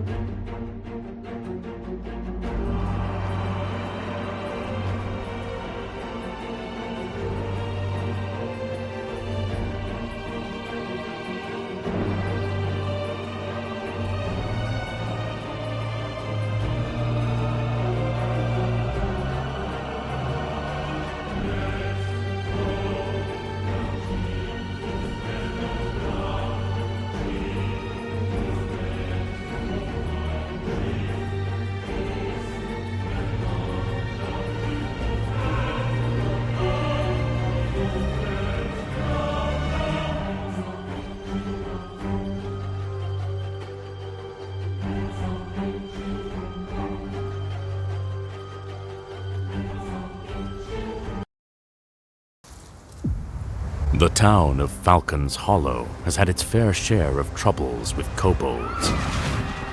But those times are long past. Now a stopping point for traveling adventurers and merchants, Falcon's Hollow is where you and your fellows find yourselves, just as danger approaches. Hordes of undead shamble toward the town, threatening townsfolk, frightening the wildlife, and causing havoc. As you and your fellow adventurers search for the source of this undead disturbance, an even deeper mystery and an even greater threat reveal themselves. Time is of the essence. Will you save the town of Falcon's Hollow, or will the fires of the past burn into the future? Pathfinder Quest is a cooperative adventure board game for 1 to 4 players. Each player creates their character by choosing an ancestry, class, and abilities. No game master needed. Pathfinder Quest is entirely self-guided and cooperative. Set up each adventure as instructed by the adventure book and prepare for surprise at every turn. Overcome a variety of challenges in both exploration and combat scenarios, but keep an eye on the clock. Time is a precious resource, and you never know what might happen when it runs out. Every choice matters. The villager you save in the first adventure may become a valuable ally in the journey to come, and a missed step could spell ultimate doom. It's up to you to save the town of Falcon's Hollow and prevent disaster. Will you answer the call? Pathfinder Quest is available in standard and deluxe editions with add-ons for campaign-exclusive 3D printed monsters. Pathfinder Quest, now on BackerKit.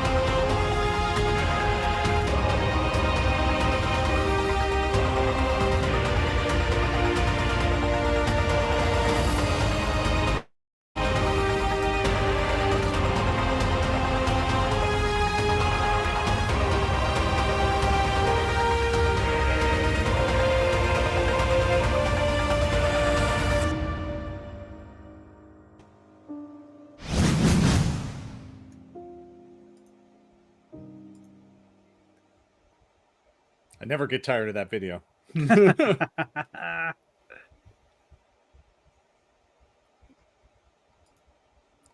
I cannot hear you. Nor can I. I am so sorry. I was muted because I said hello to my dog. Did not want her screaming in the chat while I was on break. We are back to our stream supporting Pathfinder Quest, and we are already at $81,000. Awesome. We're inching our way, not even like running our way to the goals here. We're doing absolutely fantastic. Thank you all for supporting us. Thank you all for staying in the chat. I see there's lots of people still in the chat talking about everything going on. And we still, of course, have more questions. Wow. It's more questions. I know there's more questions. Yeah, everyone is really curious about this game, which is great. We love curiosity. We're thrilled that all of you are It means here. you want to know. Yeah. It's fantastic. Mhm. Let's ask this question for someone who just backed the campaign, because we'll probably have several people in the chat who've just backed the campaign. This is from Dork Potter or Dark Potter. Either one is good. Both work. Yes, it just says, I just selected the Dragon's Horde pledge and entered my financial info, but there doesn't appear to be a button to accept. How do I know that my pledge has been entered? Well, I think there's a decent chance that there's something that you might have missed. Normally, you have to kind of confirm everything. There's usually a checkbox or two. Correct. It's quite possible you haven't done all those steps. I would check your email that you're using. If you've confirmed your pledge, it'll show up in your email. If you haven't received an email, then something didn't quite go right. Yes, yeah. Or you can always reach out to me at the community email, which is community@paizo.com, and I will help you.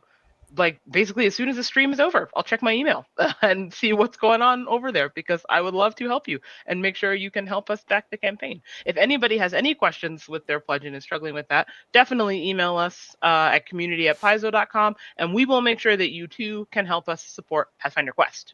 Can we talk about the Dragon's Horde? Yeah, let's talk about it. So much cool stuff in it. So it comes with the deluxe edition, which of course comes with the minis, the 5 that we have right now of the 4 classes and the iconic characters and the Time Dragon.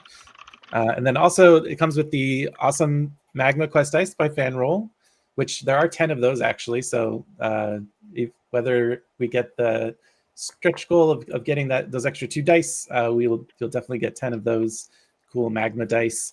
There's 4 player mats by Gamehead, which are these nice neoprene mats that have space to put all your cards for your class and your class cards and your ancestry tokens to remind you how many actions you have left, all that good stuff. And then a box set of the hero. This is for the Dragon's Horde specifically. Comes with a box set of the hero miniatures by Titan Forge, which is 24 different figures, which are a bunch of ancestries. So you can pick, something that matches your character concept. And then also, I don't know if we've talked about this, but the narrative companion app by Foreteller, which is really cool. That's one of our add-ons in the campaign as well. And that is, we've talked about how in the game you'll attempt challenges and you'll go to a challenge book and read entries that have some flavor text and then tell you, you also get this item or you go to this page of the adventure or whatever. The Foreteller app's really cool because it's going to read that out to you by voice actors who are far better than your friends. Unless you happen to be friends with voice actors. Yeah. Yes. Oh, they're great. I just meant like the internet. Unless Oh, unless you have voice actor friends. Yes. No, that's a perfect. But if you don't, then they're definitely going to be better than your friends. We've just been better than my friends. Is what I should have said. And now all my friends who are in chat will hate me for it, but that's okay. I think. Yeah, Foreteller has been an amazing partner to work with. We've already had several meetings with them and shared the game books with them, and we've already talked to them about picking out, in particular the narrator's voice, and because they are by far the most common voice you're going to hear during it. And we've gotten our first sample from the narrator we have picked, and it is dynamite. Gave me chills. I am super excited to see this happen. I know at some point in time there's going to be a preview of that. I don't think it's available just yet, but at some point in the campaign, I think we're going to give a preview of that. So we're pretty excited about that. I know folks are going to be excited to hear it. And I am an audiobook lover, so I love everything that has anything to do with voice acting and storytelling, especially. So any of you audiobook lovers also out there, you will enjoy this if we are able to do that. Okay, let's see. I've marked this off. We have a lot going on here. We're very excited about all that's going on in this campaign and all these questions we have. Oh, yes, we have a lovely question here from Cinder FGC, which is, what classes are available in Pathfinder Quest? Great question. We have the Fighter, the Oracle, Sorry, we don't have the Oracle yet. We will have. We have the Fighter, who is, and I'll just give a brief description. They're good at getting up in the mix with enemies right in their space, protecting their allies, taking hits, having high armor so they don't get hit in the first place, that kind of thing. We have the Cleric, who's good at healing, using magic to heal their allies, keep them in the fight, and also do a fair amount of damage themselves, especially if you're facing undead characters, which you will be for a significant portion of this campaign. Oh, right. So many skeletons. Yep. There's a lot of undead in here, guys. Yes. Another spellcaster we have is the Wizard, who's all about dealing that sweet, sweet damage, and also has cool ways to use sort of frost and fire to have extra effects, like maybe taking away an action here and there, or doing damage to everyone in a space, which can include other characters, so be careful there if you're partying with Wizard. And then finally we have the Rogue, last but not least, who's darting in and out of combat, stabbing people in the back, running away, laughing the whole time. Comes with a throwing dagger. It sounds like an action figure or something, but they do get a dagger they start the game with. They can just spend an action to just chuck it to a nearby space and just automatically deal the damage. They don't even have to roll. And they get a lot of abilities that have to do with being sneaky. And all these characters work together well. And then what we have showing on the page right now is that if we get to, is it 200K? Then we will unlock the Oracle class. It is. Please correct me if I'm wrong. I believe it is. Scrolling. It is. It is. Okay. And that will be an entire new class, which will be, in fact, a new mini in the deluxe edition. It'll be their specific iconic ancestry cards, so you can play that pre-built Oracle. And I'm really excited about the Oracle in particular because we have really leaned into sort of some of the mystery aspects of it and having insight into things that maybe you shouldn't otherwise. There's some really cool abilities that have to do with reading an entry in the challenge book before you attempt the challenge, because you're an Oracle and you can get some extra insight. Oracle stuff. Yeah. And they have a lot of ability to sort of manipulate the battlefield and harm foes and help allies. And of course, they are spellcasters as well. And all of our spellcasters, many of their level ups, they will have several spells to choose a number of. So they might have like 4 choices and get to take 2 of those spells with them for the rest of the campaign. So again, you're going to have a lot of variability from table to table between like your wizard and my wizard, or your cleric and my cleric. Which is fun. It's good to know that if you have the 2 different players playing those classes, it's still different, right? Like it's not just like, oh, here you are doing the same thing I was doing. We're doing different things. We're adding to the campaign in different ways. And just because it seems like a good time to chuck it in, like we talked about how your background, every background will be uniquely utilized throughout the campaign, at least a couple times, if not more, where, if you're a particular background, you get a particular benefit. That's also true of a lot of the class choices you're making. So particular spells or particular feats, you're going to get rewarded for having chosen those. And it's not like there's a right answer. There's different things that are rewarded different ways. So there's a lot of cool consequences to your choices that you might not expect. Like, are there no right answers, or are there so many right answers? There's so many right answers. Yeah. There's some wrong answers too, like rolling all skulls against your friends. But you get an achievement for that. Well, that's true. The first time. Even more. Okay, yeah, that's true. One time. You get an achievement for doing that one time. You do not. The second time you get glares and condemnation at your bad You don't get to roll anymore. So do keep that in mind. I've got a question about these characters. So the character classes, how are those represented on the tabletop? We've got the deluxe edition, which has miniatures. We have the basic version, standard edition, which has pawns. I think actually both versions have pawns. Can you talk a little bit about that, Joe? Oh, me? Heck yeah. Sure. Once again, I was just giving Jason a moment to get Jason, in there edgewise. either one. If your name starts with a J, Sorry, I was please answering feel your question free in to- No, yeah, that's fine. You keep doing Oh that. my I'll gosh, talk. look at that. Wow. Beautiful. Oh, nice. We're showing minis. What are we looking at Oh here? my goodness. Yeah, besides Majesty. What are we looking Right. at? What are we looking at? These are the plastic minis that are included in the deluxe version of Pathfinder Quest. That is Mariciel. That is Valeros in the middle of what looks like the Roman Colosseum. That is Ezrin with his thwacking staff. Nice. And there we have Kyra, Stunning. our iconic cleric. Nice. And so I noticed in the deluxe edition image on the campaign page that there's some silhouettes. Does the deluxe edition get even better as the game gets more and more funded? We does. talked about this. Oh, it does. Yeah. Throughout the campaign, we will unlock additional classes. We will unlock more monster minis that represent some of the key monster battles throughout the game. And hopefully by the end, we will have a good load of miniatures in that box along with plenty of more player options for you to choose from, additional classes, additional ancestries, all of which will be fully integrated into the game. They're already designed. They're done. They're just waiting to be unlocked. Mm-hmm. And to get back to your original question, go ahead, Mike. Oh yeah, I was just gonna say Sloppy Alien said Ezrin the Thwackinator, and I just wanted everyone to know about that. Thank you for making sure we didn't miss that.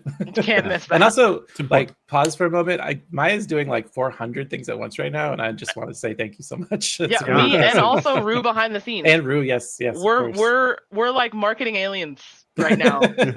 We're supporting you. We are hosting the stream. We are excited also, just in general. Thank you so much for appreciating that, Joe. Oh yeah, that's really kind of you. It's wild. And thank you all for coming to join us in this stream to talk about how great this game, how great your game is. Yeah. Eric, you were asking about the pawns a little bit, which some people call standees as well. Fair enough. There are going to be 96 of those for enemies, which is a lot. Some enemies come in packs. There are wolves, for instance, or pairs for some of our bigger monsters and enemies. Character pawns, you're going to have 10 at the start. We've already unlocked an additional one with our orc ancestry, which is exciting. So there's now an orc pawn available. And again, there'll be portrait cards that match all that art. So for every character pawn you see there, you're going to have an ancestry or a portrait card that will sit next to you so you know who you are the whole time. And of course, these represent you on the table. And as like Jason was saying, as we unlock more, we'll get even more. There's some cool surprises in store yet, I think, in that regard. Nice. We can't give too many spoilers, but we have given some things that we will unlock. But there's even more. So like when you're looking at the campaign page right now, you're just looking at some of the cool things we've planned to unlock during the campaign.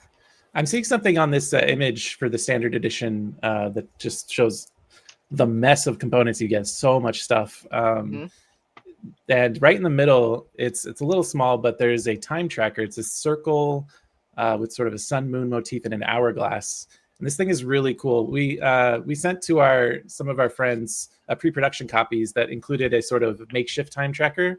Because time is of the essence in Pathfinder Quest. You are going to keep track of time, not the actual time you're sitting playing at the game, but when you, for instance, want to do some exploration, you have to increment the time by 1. And then when you do a combat, every combat will be 1 more time on your time tracker, no matter how long the combat takes in terms of rounds or anything like that. And what that does is different in every adventure. So sometimes maybe you're in a race against time, and the longer you take, the worse things get. Other times you're not going to know exactly what's going to happen, but it's a resource that you choose to spend. And this time tracker is amazing. Kent Hamilton, one of our in-house artists, just did a fantastic job making this dial that spins. And it's basically an hourglass, and the bottom of the hourglass fills with sand as you turn it and shows you the incrementing number as you go to a max of, I think, 15 time. You probably don't want to hit 15 time. There is an achievement for it, but if you really want that achievement item, I guess, but I would recommend trying to kind of keep it snappy most of the time.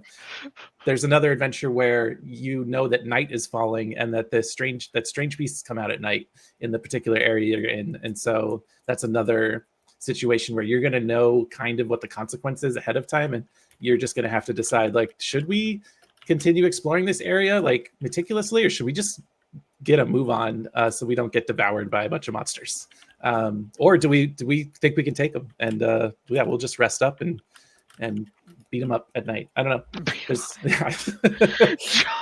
I just wanted to talk about time as an element, and the time tracker I think is really cool, and a lot of our pre-production copies didn't have the final tracker that's going to be in the game, so I think it's a neat thing to kind of. It is really cool. Well, folks, we're over 400 backers. I know. Time. So the greatest beneficiary of that's going to be Maya's mom. My mom. Yeah, we previously established needs to play a Tengu, and that Tengu. It's really silly how you all 500 backers. You thought it would be the Paizo company, but it's not. It's my mom. You got to do it for Maya's mom, everybody. That's what we're doing here. That is most likely. I think maybe the next goal we're likely to hit here is I think it is. Yeah, backers. I think it actually. Please help us achieve that by sharing the campaign and getting as many of your friends to check out the game as possible. Yes, and I recently put all of those links for the social posts that you can share in the Twitch chat. Dropped All of them. Oh. I dropped because Instagram it does not allow you to share from our Instagram account yet. They're still rolling their reposting ability currently. However, you can share from Blue Sky, Facebook, and Tumblr, and I put all three of those links in the Twitch chat. So Awesome. And that's what's look at going to those. unlock those social goals that we have, Yes, right, Maya? it will. Yes, you will get all that cool social swag to have for your social media profile icons. There's a banner as well for a Pathfinder Quest backer, and we will also be able to unlock those digital wallpapers, which are awesome. Who doesn't love more art, right? I think everybody watching Everybody loves loves more yeah. art. Everybody. All right, let's see. Joshua Harden would like to know, will there be a digital content downloadable on Paizo.com? Will it be made available to backers? Digital There- content. I'm not sure. There I is follow the not question. a like PDF like a PDF version of the Pathfinder game? Quest. Yeah. No, Right. no, there is No. not a digital version of this game. It relies entirely too much on things that you need to actually have. You need the map tiles. Not all the map tiles are square. Some of them are like L-shaped. You need all of the cards, all of the pawns. You really do need everything that comes in the box. So, like we said earlier, we're still hoping that the success of this will help us get a good digital partner to make a digital version of the game. Yes. But right now, if you want Pathfinder Quest, this crowdfunding campaign and picking up the physical copy is your way to do it. And we also have a question. We talked about this earlier, but for anybody who missed the earlier part of our stream, and for fans of Pathfinder, the game in general, Lava Being would like to know, are there additional books available as an add-on? Which we know the answer is yes. So why don't we talk again about what available books do we have as an add-on to the campaign? So I will Everybody grab knew that the answer. and Yeah. run. Please. So we've got a lot of digital Pathfinder RPG products available for this campaign. If you're brand new to the Pathfinder RPG, you can get the beginner box. The beginner box is your ideal entry point for Pathfinder. If you know nothing about Pathfinder, even if you know nothing about role-playing games, the Pathfinder beginner box will take you on your first steps of a lifelong of adventure. So the beginner box has everything you need to get started. It has dice, it has books, it has characters, it has all the rules for play. It has a very friendly adventure to guide you through your first sessions of play. If you're ready to instead to dive headfirst into the complete Pathfinder experience, you can get the Pathfinder Core Rulebook set. This includes the Player Core 2, GM Core, and Monster Core. These 4 books are the foundational pieces of the Pathfinder role-playing game. You can get those in both print and PDF at a pretty good discount.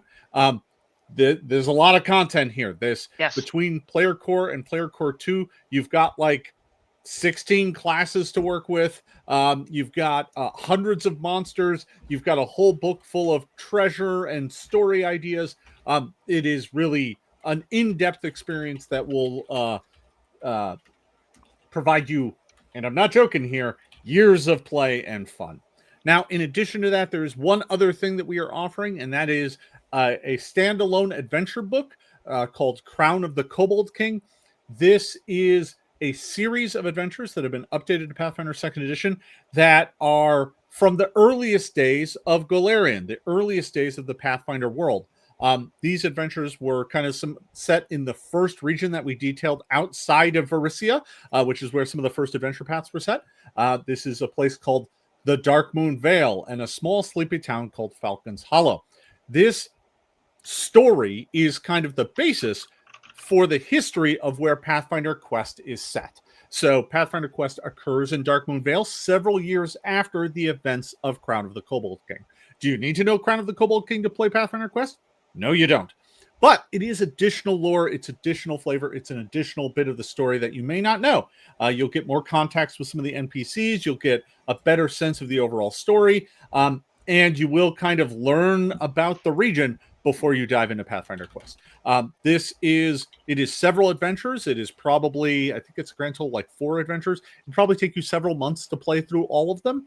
Yeah, that's Crown of the Kobold King. That includes an adventure written by me, or co-written by me. That is the very first adventure in the book.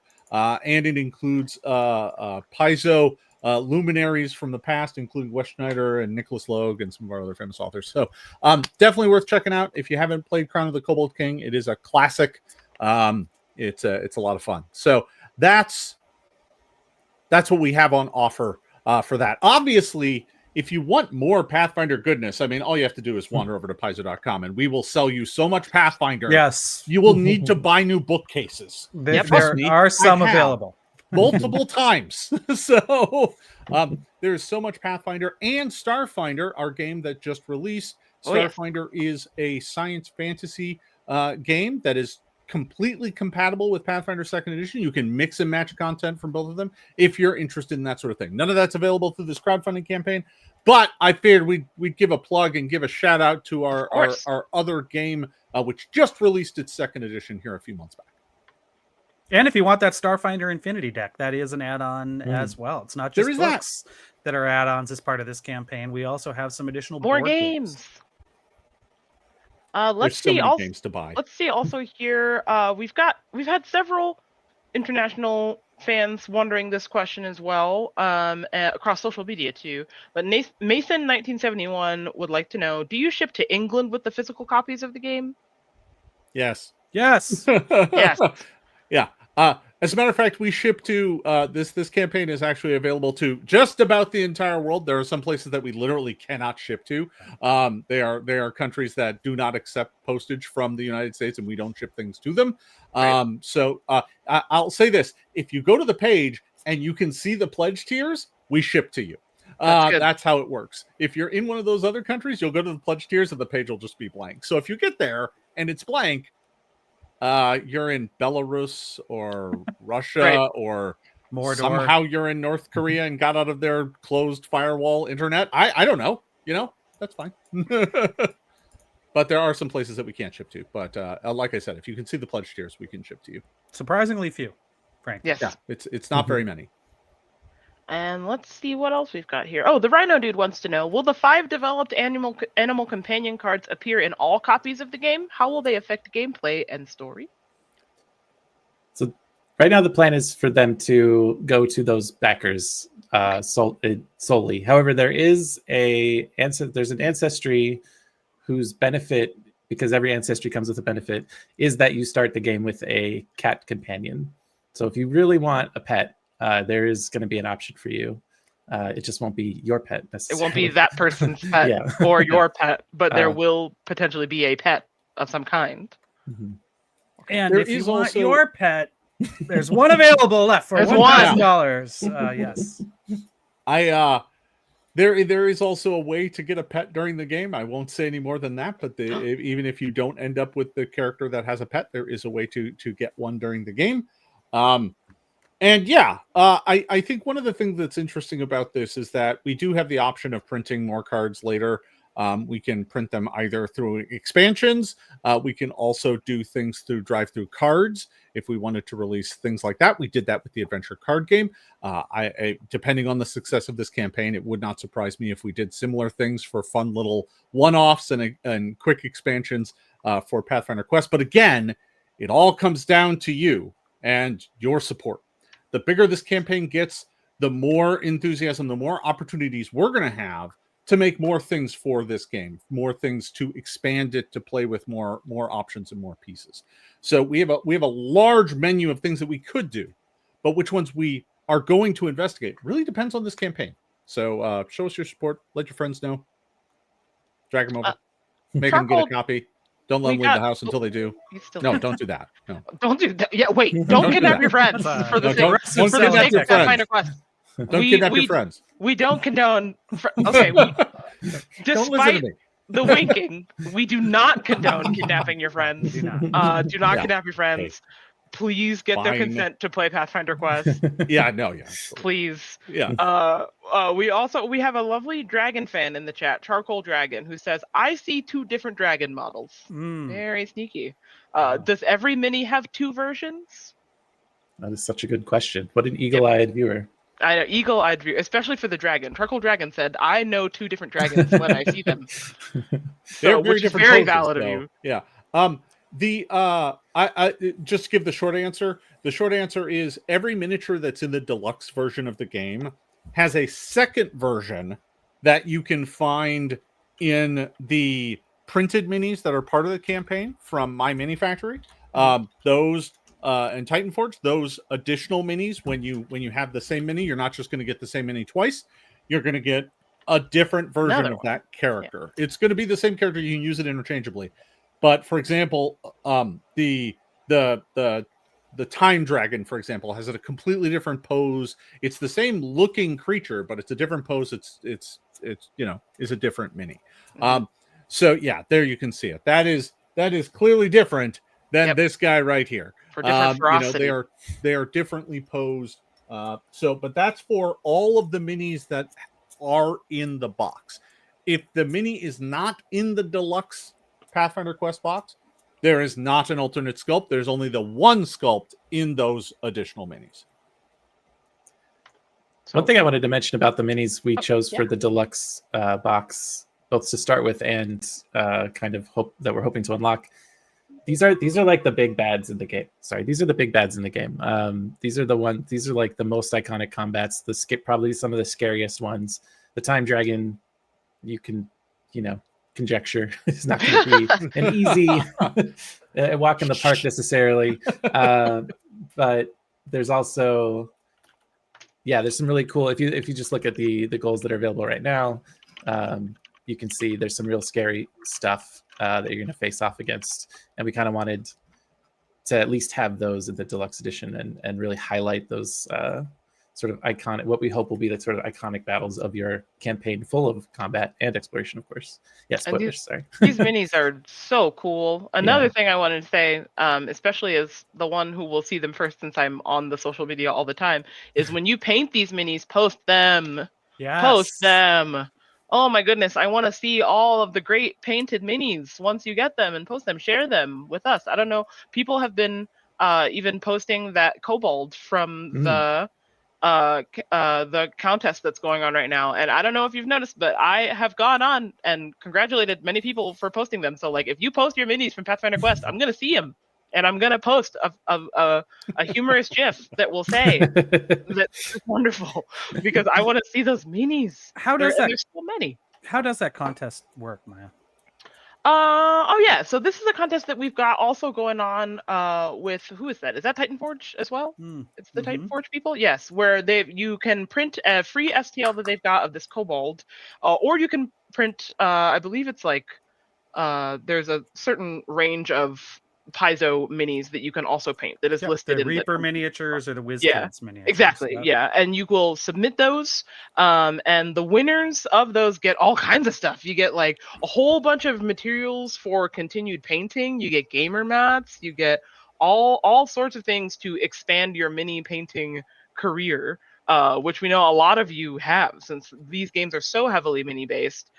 There's so many of you that are out there doing fantastic artwork on these minis, and this contest rewards that. Not only with the winners get prizes, I believe there's prizes for first, second, and third place, but in addition to that, it's just really nice to share your art. We love to see all those things that you're working on. And I believe, does Nightbot have a link? Yes. Yeah, the link is wonderful. Just went into the chat. Thank you so much, Rue. Yeah, go ahead and follow that link as well, so you can see how you can enter that. And I do believe that for all the physical prizes, those are shipping only to the US. Rue, nod or shake head if I'm wrong. I'm not sure. I believe those are only shipping to the US. So although if you are outside of the US, we still want to see the art that you create. But they will only be able to ship the winners of those prizes, the physical items, to winners within the US. Yes. But yeah, please do that. We love to see the art. Yeah, only guarantee shipping US. Thank you, Rue. However, we still want to see it. So if you're painting minis, still post it anyway. Speaking of Rue and mini painting, we've on this very BackerKit page, we've had some mini painting Mondays with you and Thirsty and Rue and BJ, I think.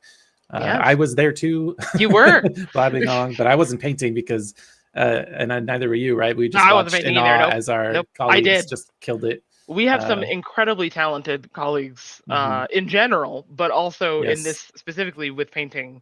Super incredible, like painting whole like base codes while Joe answered a question in like 30 seconds. Like I still don't understand how that worked. Oh yeah, there's some of those. Oh, and Rue, these are minis that Rue painted himself, right? Like you painted these, Rue? Yeah, that's crazy.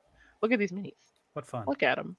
Ezrin's ready to thwack that time. Will those, Maya, will those painting shows continue throughout the campaign? Or was that a pre-launch? Like the contest? No, the mini Mondays or whatever we were calling them. Oh, that is up to Rue. I genuinely am unsure. I would love to do more of those. And I believe we have at least one or a couple happening. But I genuinely, this is a lovely time for me to say, I genuinely don't know the answer to this question. Okay, fair enough. But Rue does.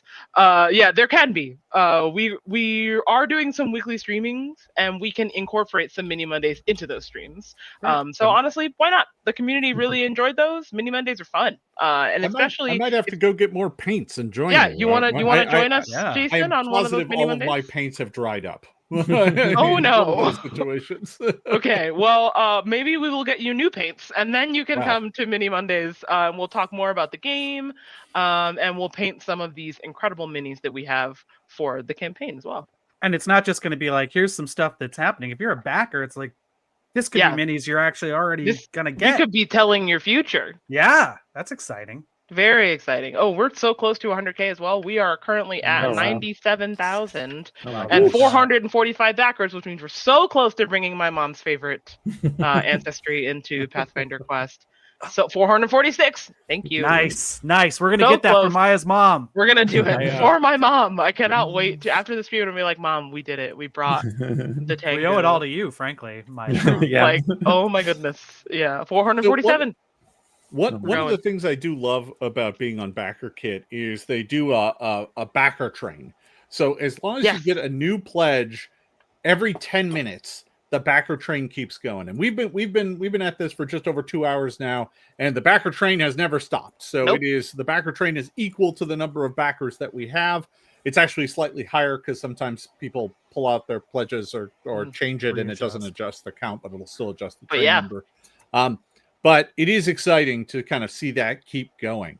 The backer train can last hours. It can last days, depending on the level of excitement. And so far, I have yet to see that timer get below about 7.5 minutes. So we're getting a backer every couple minutes. That's pretty exciting to see. Is that extending the back end of the campaign then, Jason? No, how does that work when it's in progress? I'm not as familiar. But at the end of the campaign will go into overtime mode as long as there is a backer train going, assuming that we have that on, which I think we're going to have on. We do, yeah. So at the end of the campaign, if there is a backer train going, the campaign will not close until the backer train ends.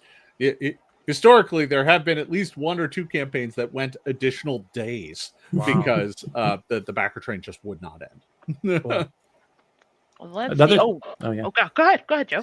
I just noticed in chat someone mentioned the trivia challenge and that Team Rogue is in the lead, and that's another cool thing BackerKit is doing, that we're doing with BackerKit, which is awesome.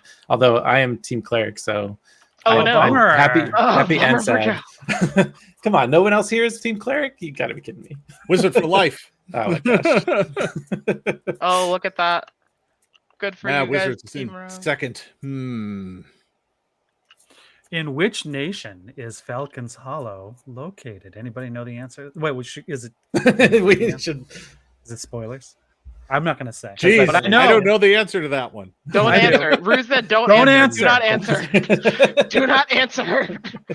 Okay, we're not going to answer that because it is the active question, and we do want to make sure that all of you all have fun answering these questions, because the winning team gets a free PDF of the Crown of the Kobold King adventure. Oh, wow. That's great. Clerics DM me. I got you. Joe's helping the clerics cheat. Oh my goodness. Okay, let's see. We have another mini question here from Joshua Harden, which is, are all of the miniatures plastic or are any of them 3D painted resin? So the miniatures for the game, are they plastic or are they 3D the miniatures that come in the deluxe box are polyurethane, so they're plastic. They are injection molded plastic miniatures. That's great So for that- Joshua that- Harden because they included that they prefer plastic. That in the generally makes them very durable. They're still subject to being bent or broken, but they're pretty durable. Don't feed them to a dog. The minis from My Minis Factory, I believe, will be resin printed. I believe that is currently the plan.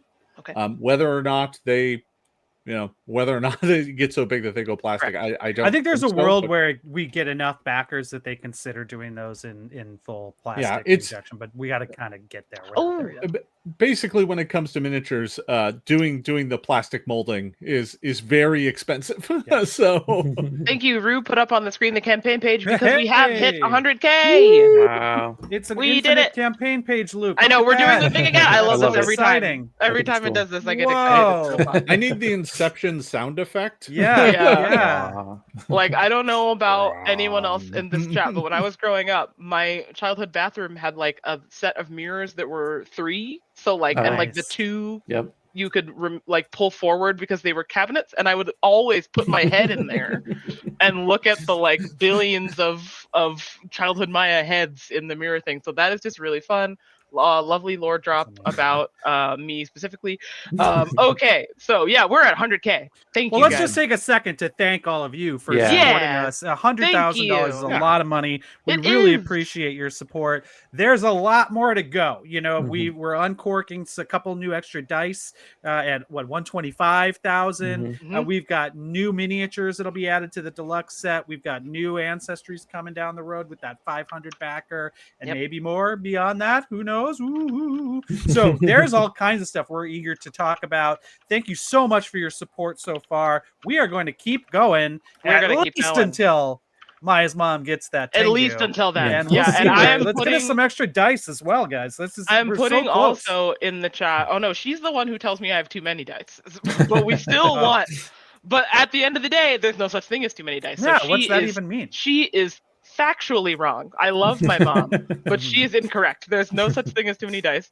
And I'm also dropping in the chat here the links again for all of our social media posts. For if you share those, we will be getting you will be getting social swag as well as digital wallpapers. So go ahead and share those. Last I checked, we were at 35 of the 100, so we're almost halfway through. But I think we are higher than that now. I'd have to count through all of them again, but we are growing. We're at least 40, so we're almost halfway through to the 100 shares social stretch goal. So please help us with that. And we're rocking 101K right now, 464 Amazing. backers. The backer train is going. As an autist, I love trains. So keep us Can I- on the train. I can please. almost taste those 2 new dice that are being added to this. Yeah, right? Oh my you know? goodness. And I like putting dice in my mouth, you guys. I mean, that's a lifelong, trait. How does of that come mine, up every so- meeting? I don't Yeah, understand. yeah. Well, there's no Um, better way to roll. It's than an just Eric kinda Mona lore drool. drop as well. Yeah, Yeah. half the time he just leans forward and the dice fall Yeah. out of his mouth. Folks, you can't I mean, understand how I disturbing have it seen is. that at a convention before. Just with an leaking actual So am I. dice, so just gonna throw that out there. just to Like, like art. Oh, Marissa says forbidden snack. True. This is why the Right. cheese dice are the worst, because I've seen those cheese dice and I'm like, nah, I can't be trusted with that, because that straight up looks like actual cheese, and I will have to bite it. It will have to be attempted at least. Understood. does anyone Okay. does anyone mind if I like do a complete pump I don't know what to call it, where I just get into maudlin sincerity for a moment about this campaign? Oh, I love. the Oh, game? yeah. Oh my God, let's do yes. it. Because like Jason and I, again, we started work on this 2 years ago, and we just, we had a lot of ideas. We knew what we liked in games like this and what we didn't like and what we wanted to innovate on and what we wanted to keep from people who have had great ideas before us.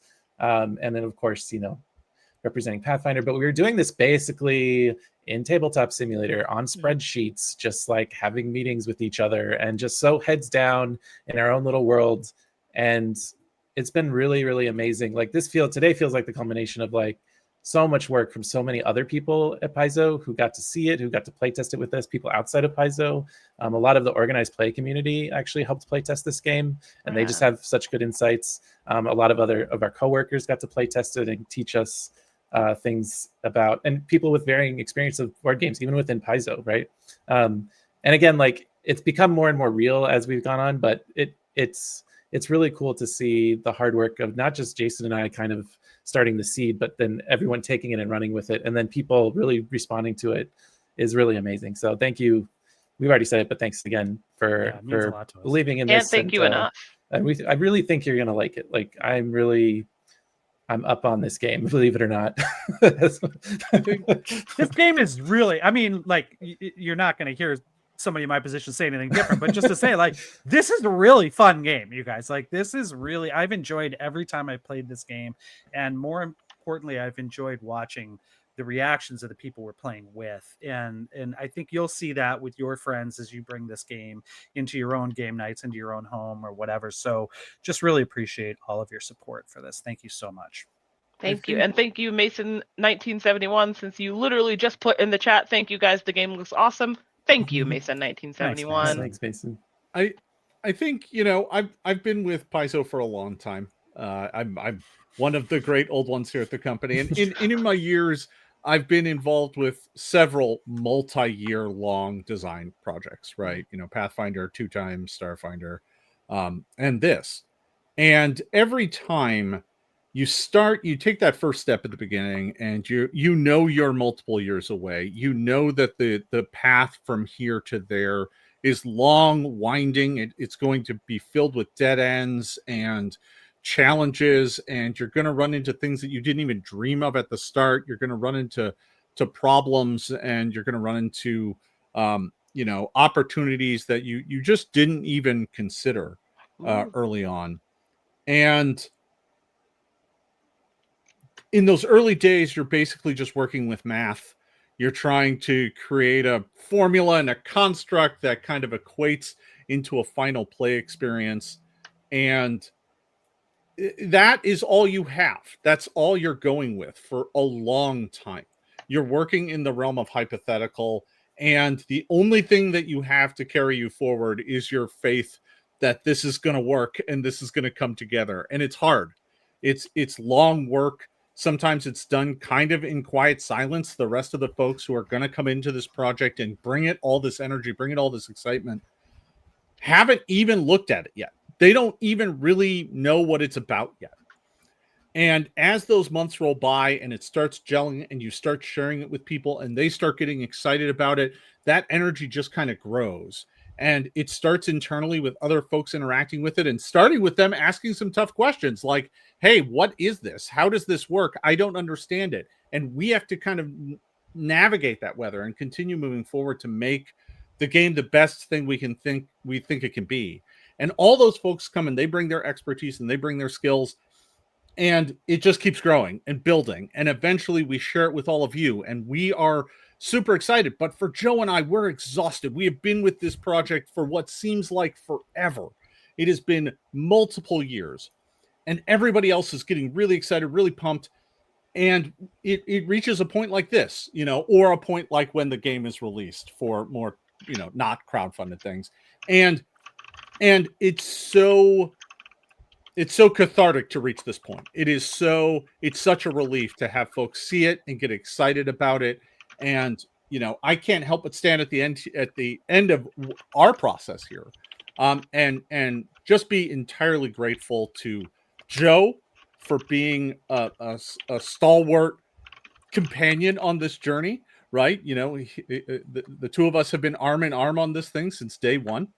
And frankly, everybody else inside Paizo who's been nothing but supportive, nothing but excited, nothing but encouraging, even when they had tough questions, even when we had difficult meetings, even when we looked at this and said, there are things that need to get fixed. This thing isn't there.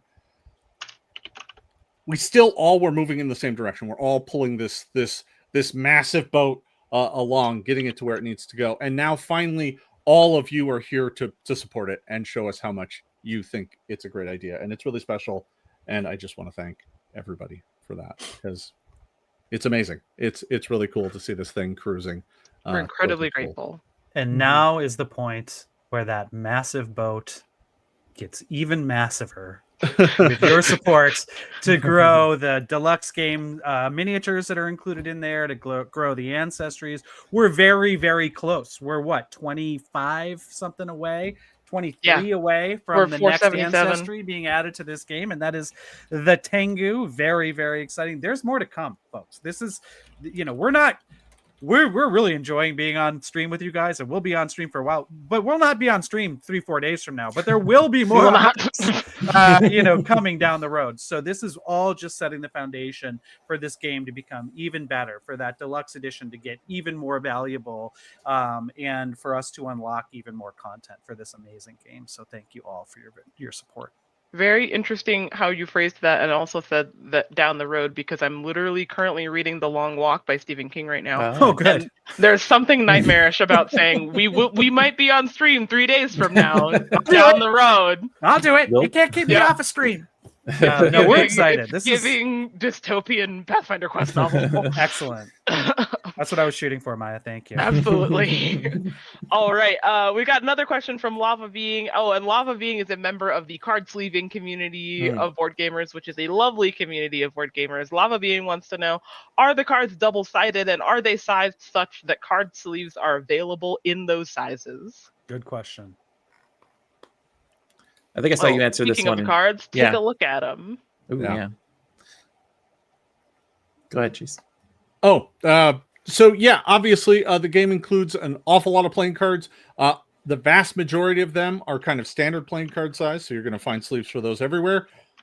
There are the player character kind of level boards, and then there's the monster cards, and you can see those here. They are double sized, and I'm almost positive that there are sleeves for those that you can find. I'm not going to say with 100% certainty, but I am going to say with like 98% certainty. I'm almost positive there are. I would search right now, but I'm in the middle of a stream. These cards are 3.5 by 5, so I'm almost positive that there are sleeves that will fit those as well. So yes, is the answer. Yes.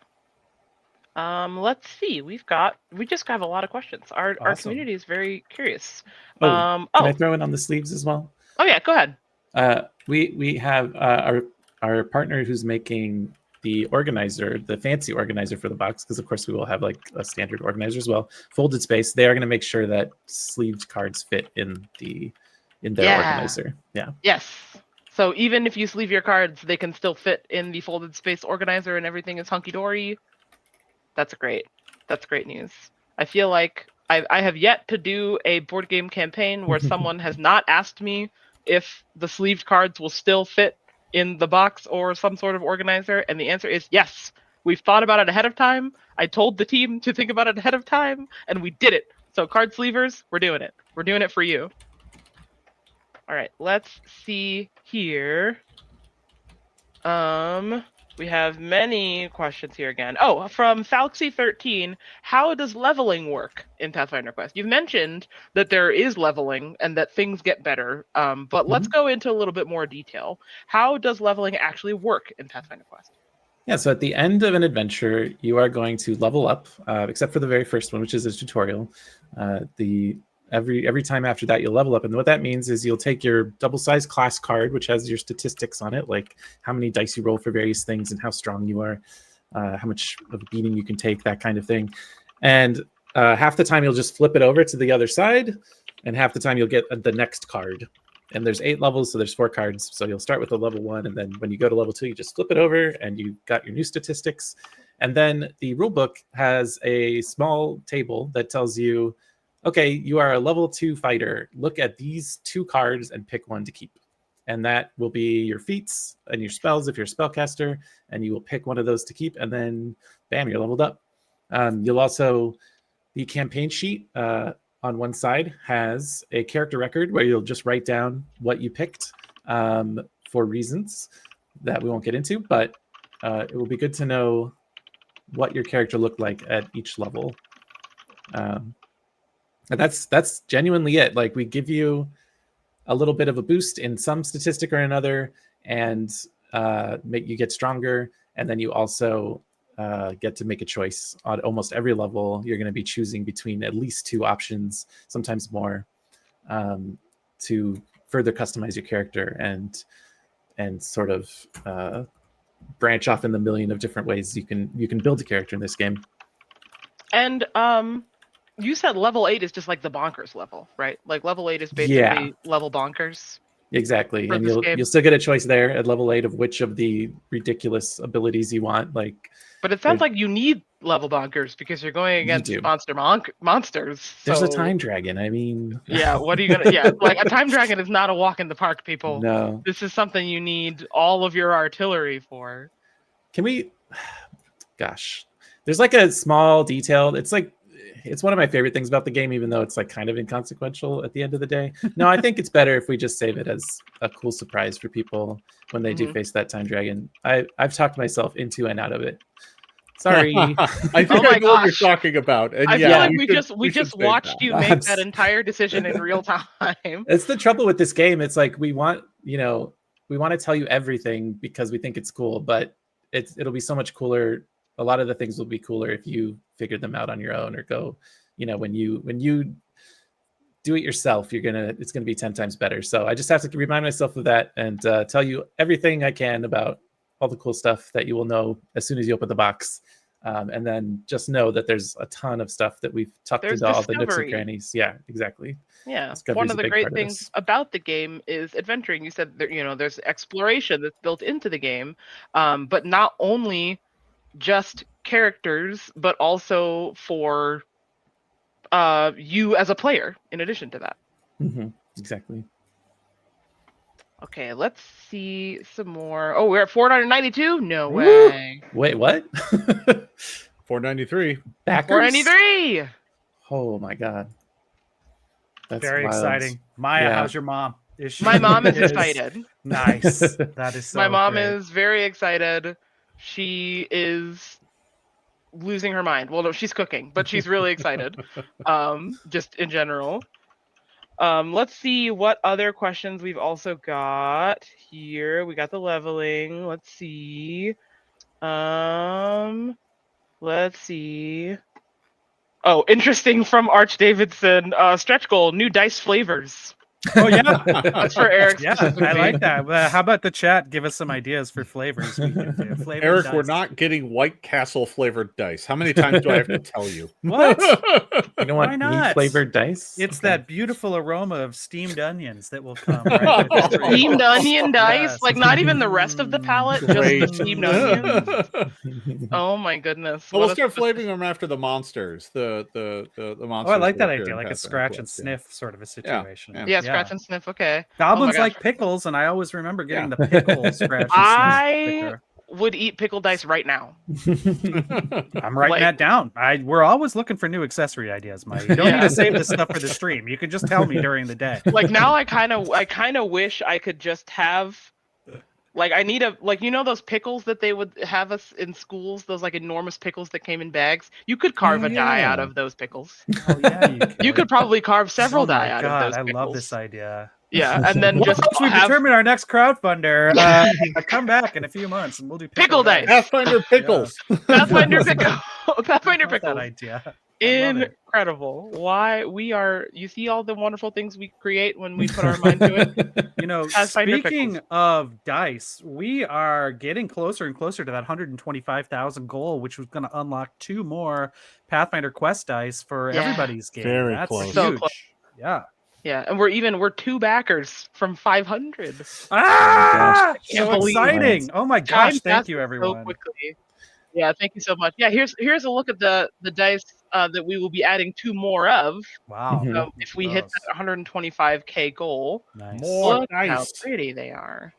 Nice. Truly These are great nice. pictures. Yeah, lovely pictures. Oh, 499. Gasp! Gasp! Everyone Guys, it gasp. seems like only day before yesterday that we started this stream, and we're at almost 500.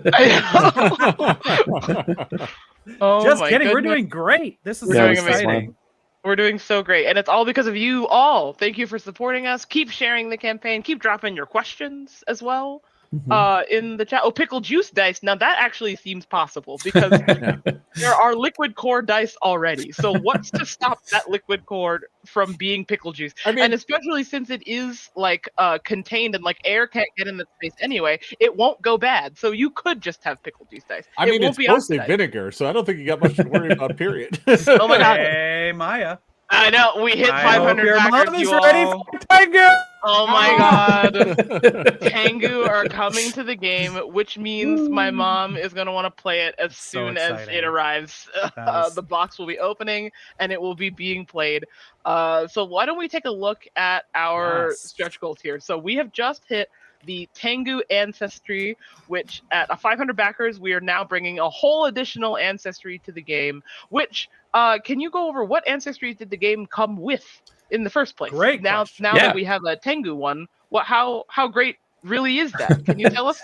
That's pretty darn great. So Yeah. the game already came with dwarf, elf, gnome, goblin, halfling, and human. Mhm.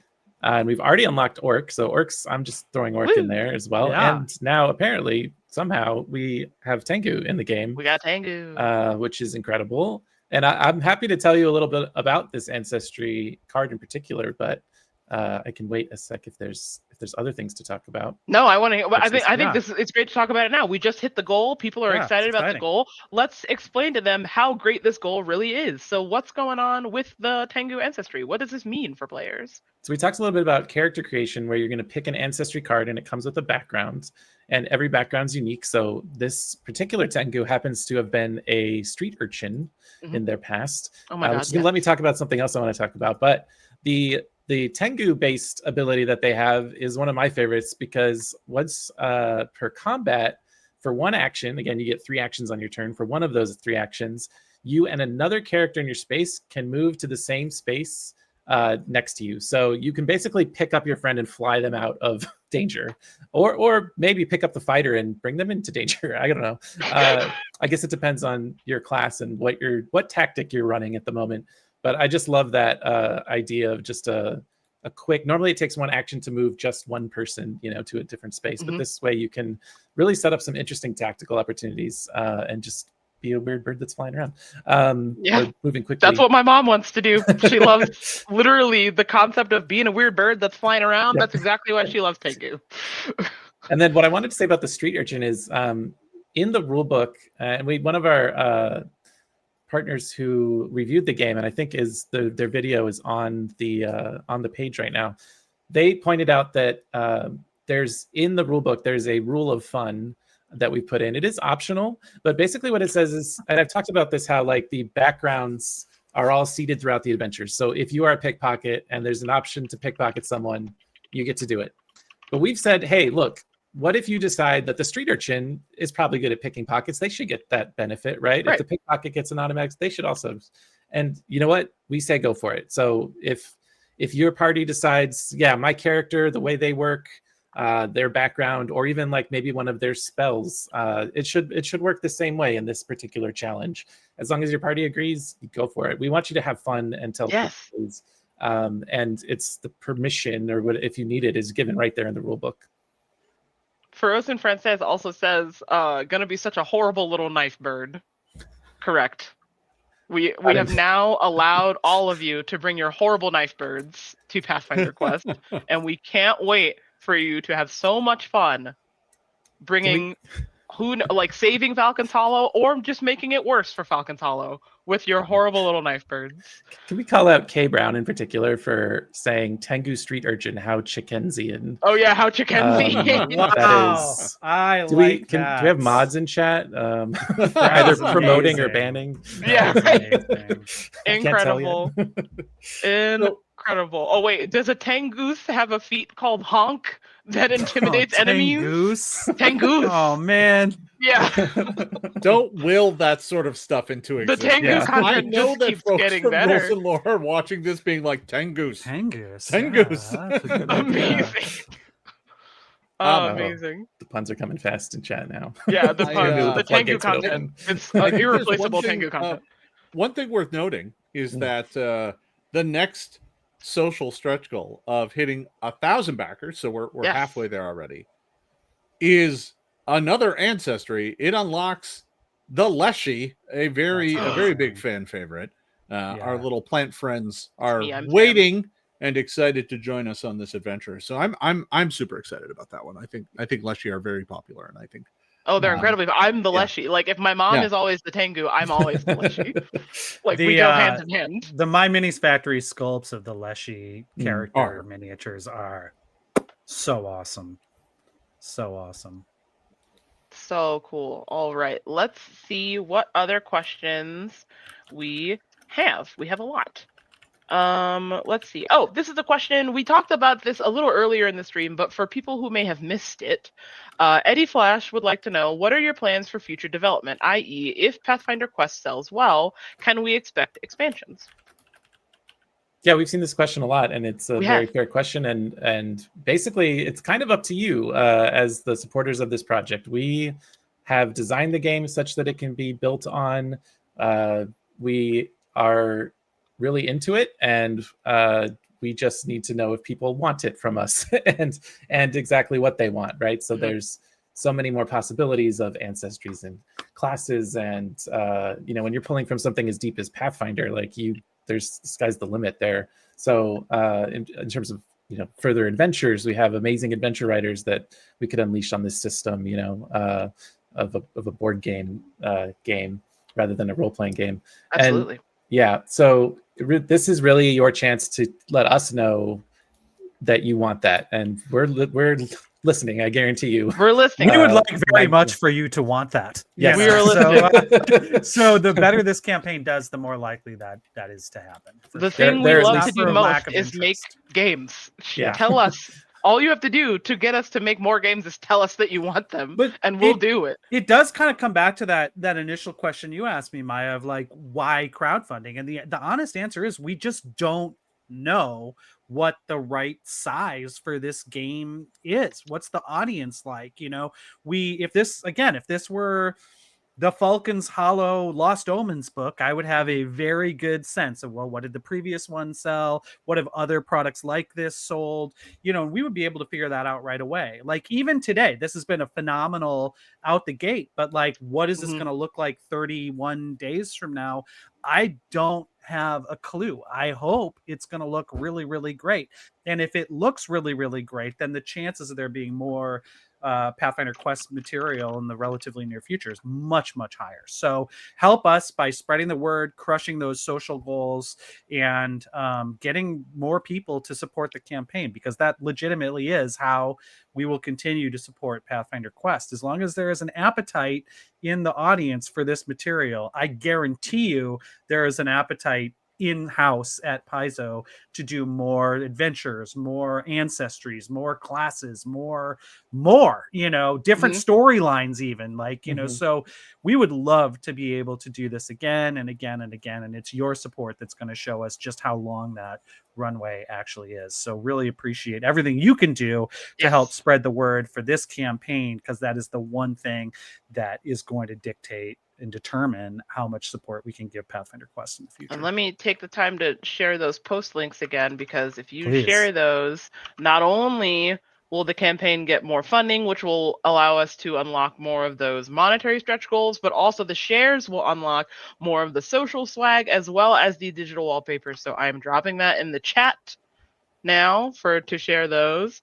Yeah, this is all really, our support helps us provide more for you. It only gets better. So we've cleared the orc.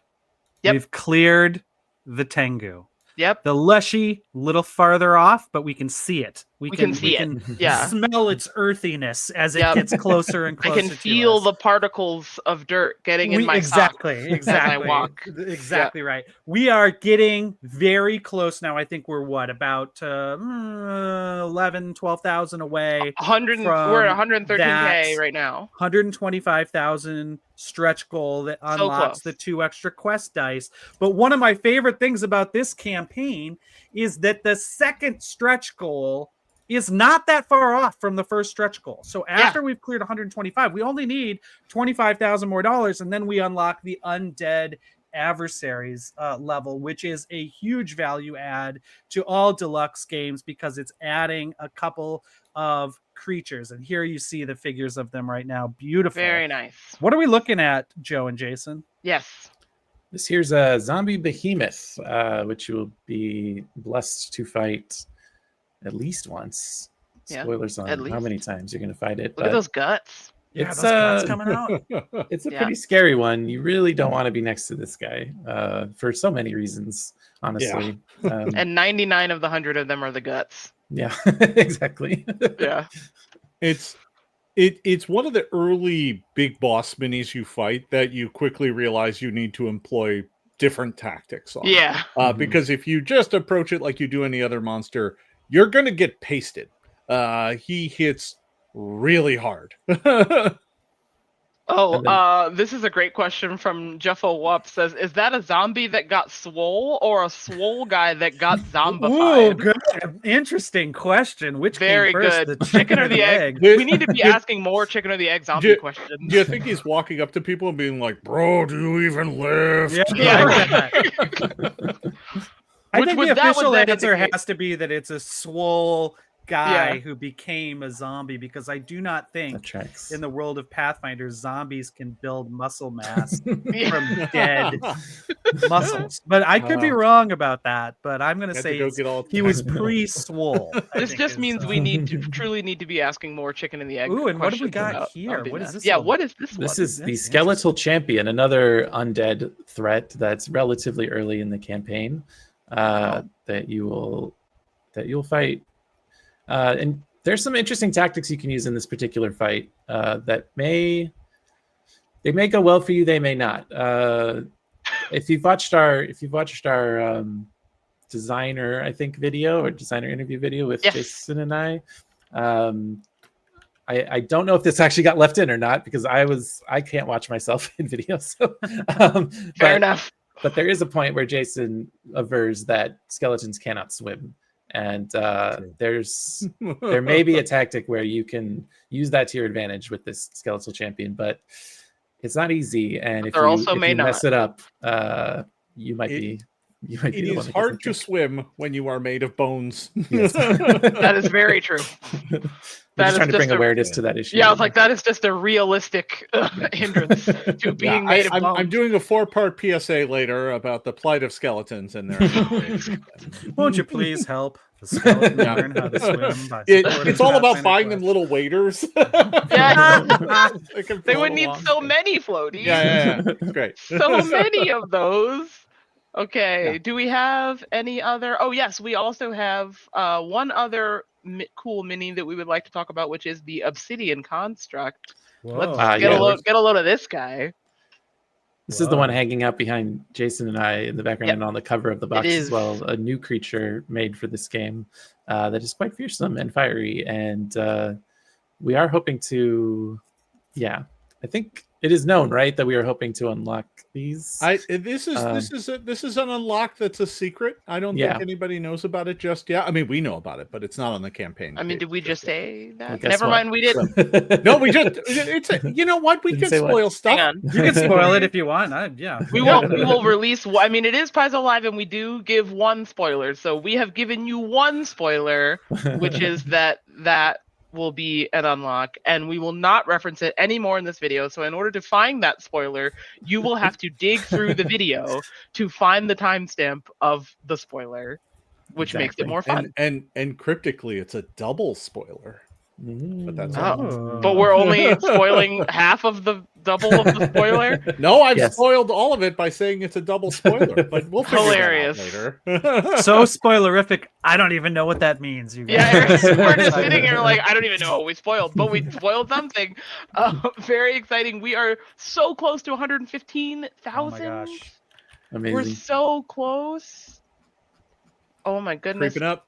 We're creeping up, and we're at 530 backers. There's a lot of cool things to add to this pledge, right? Like there's the game, of course, is what it's all about, but there's so many awesome things that I'm almost not surprised that the backer to dollar ratio is so high, but the number of people who have been like, yeah, let's check this out is incredible to me. Like, I can't believe I was gonna say 5,000. That's not a thing anyone says, but you know what? It's 5,000. It is today. Like, that's a lot of people that are gonna have a good time. They like our game. Playing this game. Thank you all. Can we talk a little bit about the classes in Yes. Pathfinder Quest? So I'm curious, like, can you guys go over what are the base classes that are in the game, and Yep. how do each of them, how are they different from me? I mean, I think many Pathfinder players have a whole list of ideas of how they might be different, but when you guys have sort of condensed this, give us a little touch of each of the classes in this game. I think would be really cool for people to hear.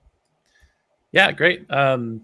I think that's, since the Oracle is known also, that gives us an opportunity to talk about an extra layer. But I'll start with the basics, like you asked, which is we start with the fighter, wizard, rogue, and cleric, which are kind of, the staples if you're familiar with high fantasy. But if you're not, a fighter, and in this case, often doesn't in this case, has a sword and a shield and is getting in the face of enemies and protecting their allies by using their body as a meat shield and saying, over here, hit me, I got this. But they're also dealing out a bunch of damage with that sword.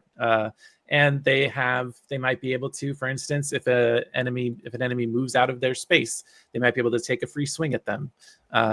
And they have defensive abilities where they can raise their shield and remove damage from attacks that happen to them. So they're a great person to target. They also have a higher armor or a higher defense, than any other character, which means they're harder for the enemies to hit in the first place. So they have a lot of advantages in terms of being right on the front lines and taking damage and dishing it out.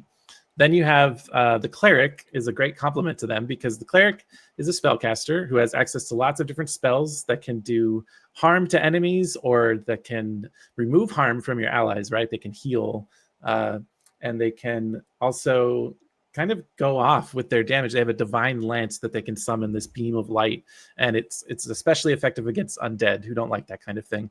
And again, there will be undead in this game, so you will not be missing out on opportunities to use that kind of thing. Spoilers. They also, and this, I'm actually going to just take this opportunity right now. I talked about the fighter being kind of that, like, center of attention for enemies attacking and things like that. But because we knew we'd have at least 5 classes in this game, we knew that you might not always have a fighter, right? You might sit down with your friends and nobody wants to play the fighter. Well, are you just dead? Like, are the enemies just going to run through you? No, because we made sure that the cleric and in fact the rogue, who I'll talk about next, both have different and interesting ways of being that center of attention, of taking kind of most of the aggro, if you will, of the enemies, taking most of that damage and doing something with it. So the cleric can heal themselves pretty well, in addition to healing their friends. And they also will have other benefits depending on the choices you make. When you choose your class options, they'll have the ability to kind of be that frontline person if you want. The rogue is also all about like dodging out of the way, about being sneaky, about darting in, stabbing, and then running away, throwing their dagger at range. If they have a thing where if they're in the same space as an ally of theirs, as another character, then they do extra damage when they attack. And they're all about just dealing a bunch of damage and then getting out of the way before they get smushed. And then finally, we have the wizard, which is your quintessential spellcaster doing tons of damage in different ways. They'll have like a sort of elemental damage. Some enemies are actually vulnerable to certain types of damage. So we didn't go super deep into damage types, but we have cold damage and fire damage. And there's a lot of fire in this game, as we've discussed. So much. So sometimes you're going to want to use cold damage to do a little extra to some enemies, and some might be not so vulnerable to your fireballs and such. So you'll have to decide what to take in the first place and then what to use as a wizard. And another thing that's really cool that distinguishes all our classes is that they all come with 2 abilities that are just built in. Every character that has that class will have this ability. One is an action you can always do on your turn. So let's say you're a wizard and you've cast your spell and that cost you 2 of your 3 actions in combat. You still have 1 action. What are you going to do with it? Well, a lot of us are going to use Ezran's staff to whack somebody because we know that's cool. But if you don't want to do that, you can also just straight up deal a damage to someone, just force bolt them, and you will get to use that as your last action. And then if you're a fighter, you can raise your shield, like I talked about before, and get a defensive advantage, removing a success from the next attack roll made against you. So every class has an action they can spend every turn, just to kind of fill in gaps or to be tactically advantageous. And then they also have a way to spend stars. We talked about the quest dice a little bit. I just saw a question about, does Wizard not do crowd control? They do. They also have crowd control options, as does the Cleric. The Oracle especially is really good at manipulating the battlefield, helping their allies and harming enemies in interesting ways that aren't just damage, but they can also do damage. But what I was saying about the stars, our quest dice, when you roll attacks, sometimes you'll roll stars, and every class has a unique way to spend those stars just built into them. You'll also have class options that let you spend stars. But for instance, the Oracle, when they roll a spell attack, they can spend a star to remove a success from an attack of an enemy that they just attacked. So if I, as the Oracle, I attack someone, and if I did it well and I rolled a star, then I can predict what they're going to do next, or I can, see a vision of it and warn my ally. And when they attack them, they'll take a star off. So in that way, that's another way that just anyone can contribute to fights in a way that is synergistic and isn't like everyone just kind of for themselves. Sorry, I really took that opportunity to talk like so much. No, that was great. I think people want this kind of information. They want that information. But did I answer your basic question, Eric? No, that's exactly what I was kind of hoping for. Exciting. And we get to the Oracle from a stretch goal, correct? That is one of our, 200K is the Mysteries of the Oracle. We're over halfway there. Over half, which is wild. We're at 117. We're so close to the first stretch goal of adding those 2 additional dice to the game. Oh my goodness. Thank you everyone who has been supporting us. And thank you also everyone who's been watching our stream. Holy crap, you've been watching our stream. We're still here talking so much. We have so many lovely supporters in the chat. Dokuro Heartvor says, we want your talk. Yes. Joe, they want you to talk, don't Joe. Be ashamed. Blah, blah. They love to hear about They want to hear it. This is all good. So Joe, you gave a pretty good overview of the characters and the classes and stuff, but of course, that's only one side of the screen. There's monsters as well. Yep. Jason, could you talk a little bit about the monsters? Yeah. So interestingly enough, right, you don't have a game master here. So the monsters in this game work a little differently than you might expect. Each monster has its own card, and here you can see the skeleton guard, and he's this handsome dwarf skeleton with his skeleton beard. I'm assuming that's a skeleton beard. It's a skeleton. Skeletons can have made beards. of tiny individual bones. That's right. Yeah, tiny bone beard. So each monster has an action list on it, and this the action list you're seeing here is probably just about the simplest action list you can have. And when it is the skeleton's turn, you basically will run through its action list for all 3 of its actions. So for its first action, you will look at the list and you will say, can it do the first thing in the list? And in this case, it says attack a character in this space. So if it's in a space with a character, it will attack that character. If there are multiple characters in that space, the party of players gets to decide who the skeleton attacks. But once it starts attacking a player, it will continue to attack that player for all of the rest of its actions, assuming that player is still a viable target. So if there isn't a character in its space, then you go to the next action on the list, which is move toward the nearest character. So you will repeat this list all 3 times for its actions. Now, when that's not all that a skeleton can do, obviously, this one can make attacks as well. So once it's in a space with a character, it can make attacks. And you see here, on its first attack, it rolls 3 dice. On its second attack, it rolls 2. And on its third and any additional attacks, should it somehow get more than 3, it's going to only roll 1 die. So when it rolls its dice, it's going to roll those dice. You're going to add up the total, and you're going to try and beat the character's defense. If it's equal to or greater than the defense, then you deal the amount of damage listed, which in this case is 1. But there's a special ability as well, and that's this skull ability. So when you roll the attack, if the dice come up skulls, you look down at the skull abilities to see if any of them are applicable. And you go down the list trying to activate the first one you can. Some monsters have multiple skull abilities. But this one only has 1. Again, we're looking at a simple creature. So this is a skeleton, and it has cleave. If the attack hits, deal 1 damage to a different character in the space. So for this ability to work, on its first attack, it rolls 3 dice, and 2 of those dice have to be high enough to hit the target. And or 1 or 2 of them, you could possibly roll a 3 and hit. And 1 of the dice has to be a skull. And that would allow you to deal 1 damage to the character you're hitting, and then 1 damage to a different character in this space.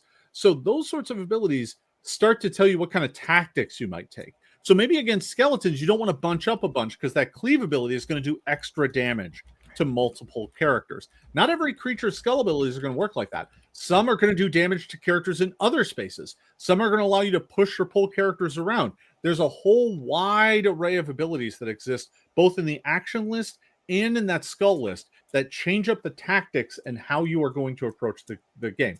So, yeah, for example, here's an Ankrov.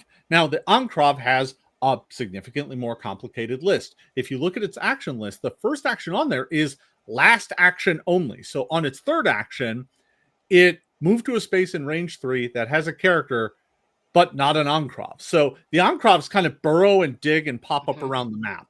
And you got to kind of chase them around to get them because they're constantly going to be moving around. But its other 2 actions are just like the skeleton. Attack a character in the space, move towards the nearest character. But its skull abilities are where things get interesting. So it's rolling 4 dice. If at any point in time 2 of them come up skull, whether or not it hits or not, it will spray acid and do 2 acid damage to a character in its space.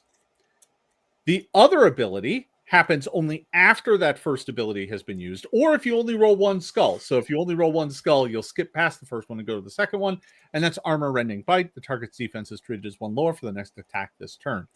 So all of those skull abilities can only be used once on a creature's turn. So how the dice roll and how they come out, it's going to drastically change how the combat plays. So between these 2 creatures, I think that gives you a pretty good sense of kind of how the monsters work in the game. You'll notice that there's the A, B, C, D, E, F circles. That's a place where you can chart the damage for the various different monsters that might be on the battlefield. Also, those letters correspond to 2 different initiative cards. Monsters can go on 2 different initiatives, and oftentimes if you have multiples, they will pop up at different times during the combat, making your tactics a bit more something you have to consider about which one goes next, which one doesn't maybe go till later, those sorts of things. So I hope that gives you a sense of how the tactics work in this game. That plays directly into all your character abilities and how they interact. And as things go, you can end up with kind of an interesting little tactical puzzle where you're trying to figure out how best to approach monsters, how best to kind of combat them so you take as little damage as possible, so that you have to spend as little time as possible afterwards healing up. Because again, time is a resource. So all this stuff kind of plays together in your journey through Pathfinder Quest. And a follow-up question for that too. If you rolled 3 skulls, could you activate both? Yes. Oh no, so gnarly. There That's are more trouble. There are, in fact, there's at least one combat later where rolling multiple skulls is really bad. Don't do it. Causes damage to everyone in the room, and is one of the ways that I might end up having to buy Joe a box of donuts. Yeah. Well, what I really like about the enemy design, first, like, again, you don't need someone to figure out what the monsters should do. They have a routine, but you can look at that routine and predict some things, but you can't predict what skulls are going to get rolled. So there's a mix of like things you can prepare for and things that you just are praying don't happen when you roll those dice. And I think that's where a lot of the fun lies. And the fact that every single different enemy is going to have a different mix of this known action list and interesting abilities that, like Jason said, some are going to encourage you to clump up and some are going to encourage you to spread out. Like just that first one we looked at that hits another one in your space, another character in the same space. The rogue wants to be in the same space as a character to deal extra damage, but they don't want to be in the space if the cleaving is happening. But also, if the rogue rolls a star, when they attack, they get to move at the end of their turn for free. So if you're a rogue and you've got one action left and you're in the same space as a character and you're fighting a skeleton guard, do you take the chance that you're going to roll a star and get out of there for free and make that last attack, or do you just use your last action to run for the I didn't roll any stars at Gen Con, by the way. Oh no. Spoilers. Didn't happen. Yeah. It just kept getting pummeled by various skeletons. But these are like micro decisions that we love in games like this, where you and like if you don't want to think about any of that, you really don't have to, like especially early on. Right. But as you get towards tougher and tougher encounters and monsters and enemies, you're gonna need to start thinking about stuff like that, especially how your stuff interacts with other people's. Just the other day I saw somebody move a monster away from the fighter so that the fighter could then get their free hit at it. as it moved away from them. And like that's a pretty basic interaction for some people. Like people are like, yeah, of course you do that, but like that's pretty cool. And people are going to make all these little discoveries like that, because every time we play tested these adventures and encounters, even the same encounter over and over, people would do things so differently every time, depending on their characters, how they made their characters, the items they had from different adventures. They played different adventures, they had different items, they had different tactics. Like some of them played safe, some of them played more aggressive. It's just like the combinations end up being pretty endless. And another follow-up question about these skulls and rolling. Baby Huey 78 wants to know, do the skulls count towards hits? They don't. Stars and skulls don't count as successes, which are the dots that you're going to count, the sort of success pips that you're counting up as you roll. There are some, so like we've used these dice in other ways outside of combat, or sometimes inside combat, where you are rolling a certain number of them and trying to get a certain number of stars or avoid a certain number of skulls or whatever. But generally, it's like count your successes, more is better. Your character abilities and stuff will let you manipulate that kind of thing. Yeah. And let's take a look at the campaign page again. We are just halfway. Oh, geez, never mind. We're really close to 120k. We're over 119, and in the amount of time that took me to say like 5 words, we went from barely 119 to almost 120k. So we are doing look at that. really well. Now we're over. Look at that. It is less... wild how time works. Thank you all so much once again. Not even once again, because this won't be the last time we thank you. We could not have done this without you. We appreciate your support so much, and we are just 5k away from our first stretch goal. Amazing. Holy wow. So we just talked a lot about rolling and monsters rolling and skulls, and this is all combat discussion as well. So why don't we talk a little bit more about combat? Because we also know we have a lot of members of our community who play Pathfinder and who play board games who just love combat. They love to sit down at a table and cause problems. So why don't we talk about the combat challenges in Pathfinder Quest? Erik, do you want to fill the community in on the Pathfinder Quest combat challenges? I would love Joe and Jason to fill in the community on that, but I will say this. I mean, one of my favorite moments from, I think it was even the first time I played this, is we were navigating through a muddy road where a bunch of undead had been attacking the town, and I was playing Kyra the cleric, and I had a spell called Hydraulic Push that shoots a geyser of water and does some damage. But you could see on one of the squares here, there's a little combat challenge token, and that token was like, if you do a certain roll high enough, you can actually push somebody into this like sharp piece of like log or something, like a broken tree with a sharp branch, and I shoved an undead with my hydraulic push into that tree branch, stuck out the front of his chest, and he died again. And that made me so excited. And I know there's just tons of stuff like that in this game, and I wonder if the designers could speak a little bit to just the dynamic aspect that adds. It's not just I do 3 points of damage, I do 2 points of damage, you're dead. Like there's stuff going on. Could you talk about combat challenges and what those are and how they work in Pathfinder Quest? Yeah, for sure. They mirror exploration challenges, which are a way to roll dice and attempt things while you're exploring. But in the heat of combat, you can spend an action basically to check out any of these. At first, so there's a fight in a cabin, for instance, where there's just all kinds of stuff lying around. There's a big heavy bookcase that you might tip over on an enemy. There's a bear trap in the corner that you can lure one into, because these are, in this case, they're zombies. They're not that bright. And all you need to do is be in that space, or in some cases not even be in that space, and then use one of your 3 actions on your turn. And then you're going to either automatically succeed at it or automatically do something cool, or you'll roll, for instance, athletics, right, to push that big heavy bookcase over. And depending on how you do, you're going to get a result that's written in the challenge book. So you'll attempt the thing, then the adventure book will tell you where to go in the challenge book to read what happens. And we wanted to make sure that these were interesting things that were tied to the environment, tied to the story, because this game comes with 17 double-sided map tiles that we've used interchangeably in some cases, with art that kind of is evocative of what you're doing, but can also be reused in different ways. So sometimes a log in a forest setting will be something that people are hiding in. At other times, it'll be a log that you can push and like roll over a bunch of enemies that are in its path. And it just depends on the combat challenges and what's happening in the story at that time. And so it's just it's a fun way to, no matter what, even with the same characters again, and even if you had the exact same characters, all the same choices, and you ended up in the same combat, you're going to make different choices about what challenges to attempt and when, and how to use them tactically. So we sprinkle that stuff in there like there was no tomorrow, because we love it. Jason, do you have anything else? Do you want to add also to combat? What's one of your favorite things about the combat in Pathfinder Quest? I think for me, one of the things that I enjoy the most is just how, we were talking about the monsters earlier.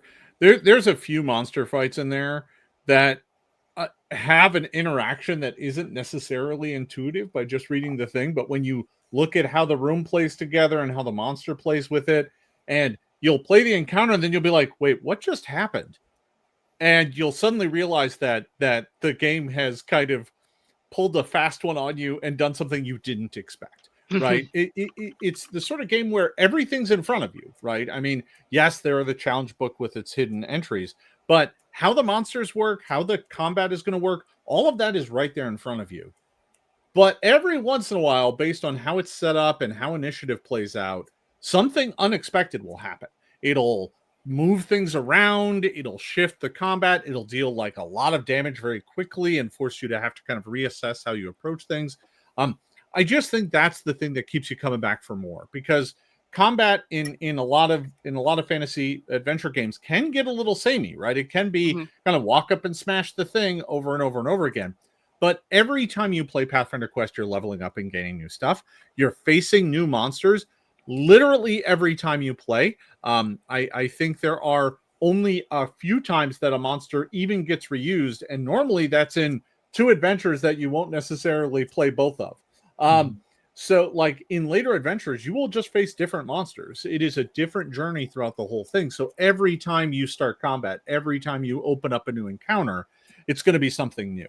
And that extends beyond combat as well. Some of the environmental challenges, some of the challenges that you face just as you're trying to move around, because not all of it's based on the map. This is something that isn't obvious, but there are moments in the game where you don't even put a map down, where you're literally just trying to navigate traveling from one place to another and making decisions that send you on a web of entries through the challenge book as you try and travel from one place to another. It's not about moving your characters tactically. It's about deciding how you get from point A to point B. That happens. Then there's other parts where you're trying to climb a mountain and there are challenges and environmental dangers that you have to overcome, and everyone has to kind of make decisions about what they're trying to face and what they're trying to do. And you're rolling the quest dice in an entirely different way each time. Sometimes you're trying to pile up enough successes to meet a goal. Other times you're just trying to see how much damage you can avoid taking. And the game plays with its components differently all the time. You're constantly being asked to do different things. There's a chase in one thing that you have to kind of outrun some bad guys. There's and that involves rolling dice and counting things differently. There's journeys between places where you have to kind of track the hit points of the thing you're traveling on and stuff, because it can be damaged as you go. There's all these different things that occur at different points. I'm trying really hard not to spoil anything. I know, right? Right. Trying to explain. So I'm being a little vague. It's like there are things you can do with stuff and dice. But that is what the game is all about. There's just a lot here. And again, it comes back to the fact that this is a kit of parts, and we're using it to tell this story. But if this campaign gets big enough, if it goes large enough, we can use these parts to tell other stories. We can add on to it. We can tell entirely new tales. We can reset your characters to one and have you play something else. There's just a lot of different things we can do with this, depending on how big this campaign gets. And speaking of big, we just crossed 122,000. Yeah, so we did. I was going to say, all the time. I'm the looking first at the stretch goal. page right now. 122K. We're so close. We're less than 3K away from our first stretch goal, everybody.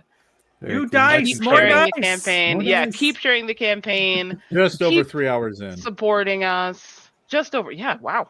Pretty So good. quick. We're doing Really great. Thank you appreciate all. the support. Yes. Very much. We are making the game better because you guys are helping us. We're adding more. We got all this more content that we want to bring to the game. More. Mhm.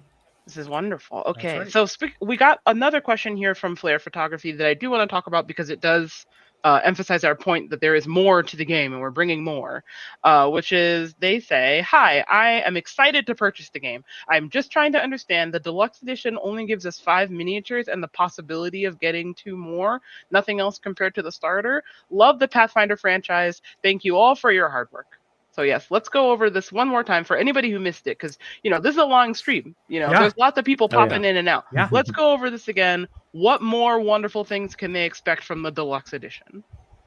Well, when I look at the deluxe edition graphic, I see 5 awesome minis, a giant time dragon, and 4 heroes.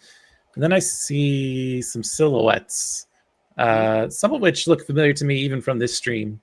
And I think, if you look at the stretch goals, as I scroll way down the page, because there's so much cool stuff on here. So much stuff.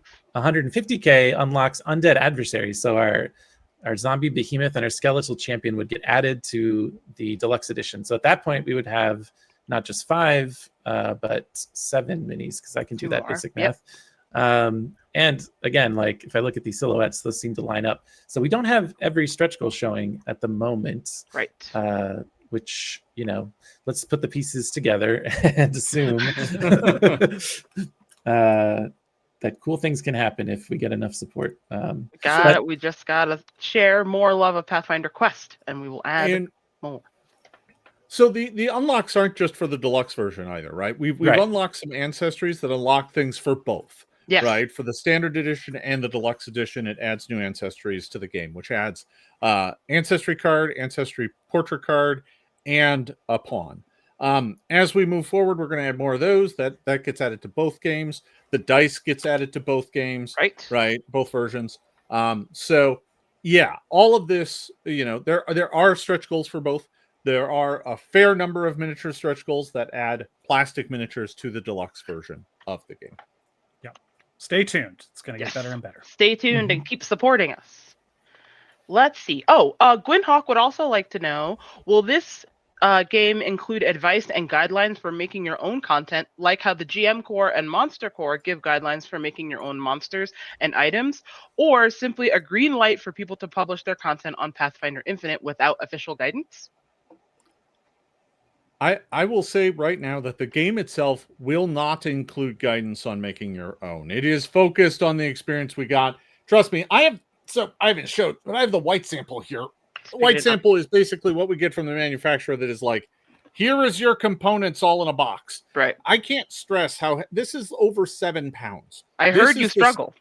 This is the standard edition of the game. The standard edition. This isn't the deluxe edition. The deluxe edition is about 4.5 inches wider. Wow. There's a lot packed into this box. And so, guidelines for creating your own content are not in there. But as we mentioned earlier, we're going to find a way to make sure that folks who want to create their own content for this game, want to create their own adventures using the parts in this box, have the ability to do so through Pathfinder Infinite. We're going to find a way to make that happen. So stay tuned. We'll announce more about it as we figure it out, but I think it's going to be relatively straightforward for us to enable. We want to inspire your creativity on this game, and we do hope that you do, because like Erik mentioned earlier, we have another game that you can also get through the campaign that also inspires creativity to making your own game, and that is the Starfinder Infinity Deck, which you can add as an add-on to your campaign. And this is, if you add it as an add-on, you get it at a discounted price than if you buy it just like from the regular website as well. Yeah, so you're saving money on 2 games. You get 2 games, and the Infinity Deck comes with games, and you can make your own games. So there's just a whole lot of games on gameception happening. Very true. That's right. There it is. It is incredible and wonderful, and we hope you all are really into this. Oh, we're so close. We're almost at 100. Oh, we're at 124K. Amazing. Wow. We are less than so $1,000 away from our first stretch goal. Just you getting all. 2 more dice added to This that. is huge. Both One the more standard and animal the companion. deluxe. Yeah, one more. I know we need one more. Yeah. I really want that one more animal companion as well. I can't believe we have those 4. That was in the first hour. Yeah, that was very Or fast. disappeared real Folks, fast. if you've just joined us in the last hour or so, there is one special backer level available, and that is the Yes. animal companion. You can immortalize your pet, or I guess maybe your neighbor's pet or something. You If don't. you You don't really, know. yeah. Any Your pet favorite animal at the can zoo. be I don't know, whatever. immortalized, and then Jason and Joe will work with you to create a custom power We're about to do it. for your dog. Or your pet. We already talked about how one of my dogs barfs all the time. The other one farts all the time. And so those are very obvious powers that we might be able to create. Ah, yes. Universally helpful little dog powers. But The maybe your obvious animal's powers. not a dog. Maybe your animal's like a gerbil or a bird or I don't know. I don't know. These guys will help you create something that Look at fits that. your pet's personality. So exciting. Only They're one so left. close. $1,000. Oh my god. We're Look at so this. close. We're so close. We're less than almost $30 we are away. virtually any pledge away from breaking right. it, except for the villager pledge. A Yeah. tiny pledge will get everybody 2 extra dice. Come whether they're backing at the on. standard or the Everyone, like deluxe the version. standard level and the deluxe, everybody gets exciting. 2 extra dice. Oh, that's not the right Ah, direction. that's the wrong way. No! That always happens. Yes. No, Well, we're still so close. We're still so It's fine. close. It's fine. Like we're still incredibly close here. We really appreciate your support on this, and we really hope we can add those 2 extra dice to the game. Oh my goodness! I am Okay, stoked. Oh, go ahead. No, yeah, you go ahead. You go I ahead. am stoked for those extra dice. Who among Yeah. us does not want extra dice? But I got to tell you, the thing I'm even more stoked for is that next stretch goal at 150, which is the extra undead miniatures. I'm a miniatures person, so getting more miniatures added to this game, woo, that's exciting, and it just opens this whole pathway to even more new miniatures being added to the deluxe version of the game. Very excited to see that happen. All right, and let's see. We talked a little bit about classes earlier. Why don't we hear from all of you? What are your favorite classes to play in Pathfinder Quest? Actually, I will start. My least favorite class to play in Pathfinder Quest is Rogue, because I almost died. I would like to play.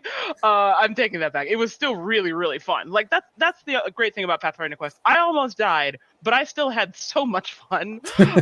No fun was removed from the game from me almost dying. So take that into account hugely. Like I played Rogue, I almost died, and I will play Rogue again. I don't care. Oh, we hit it. We did it. Oh my gosh. Yep. We So did it. exciting. That is our We did first it. stretch goal cleared. Thank you all Amazing. so much. Woo!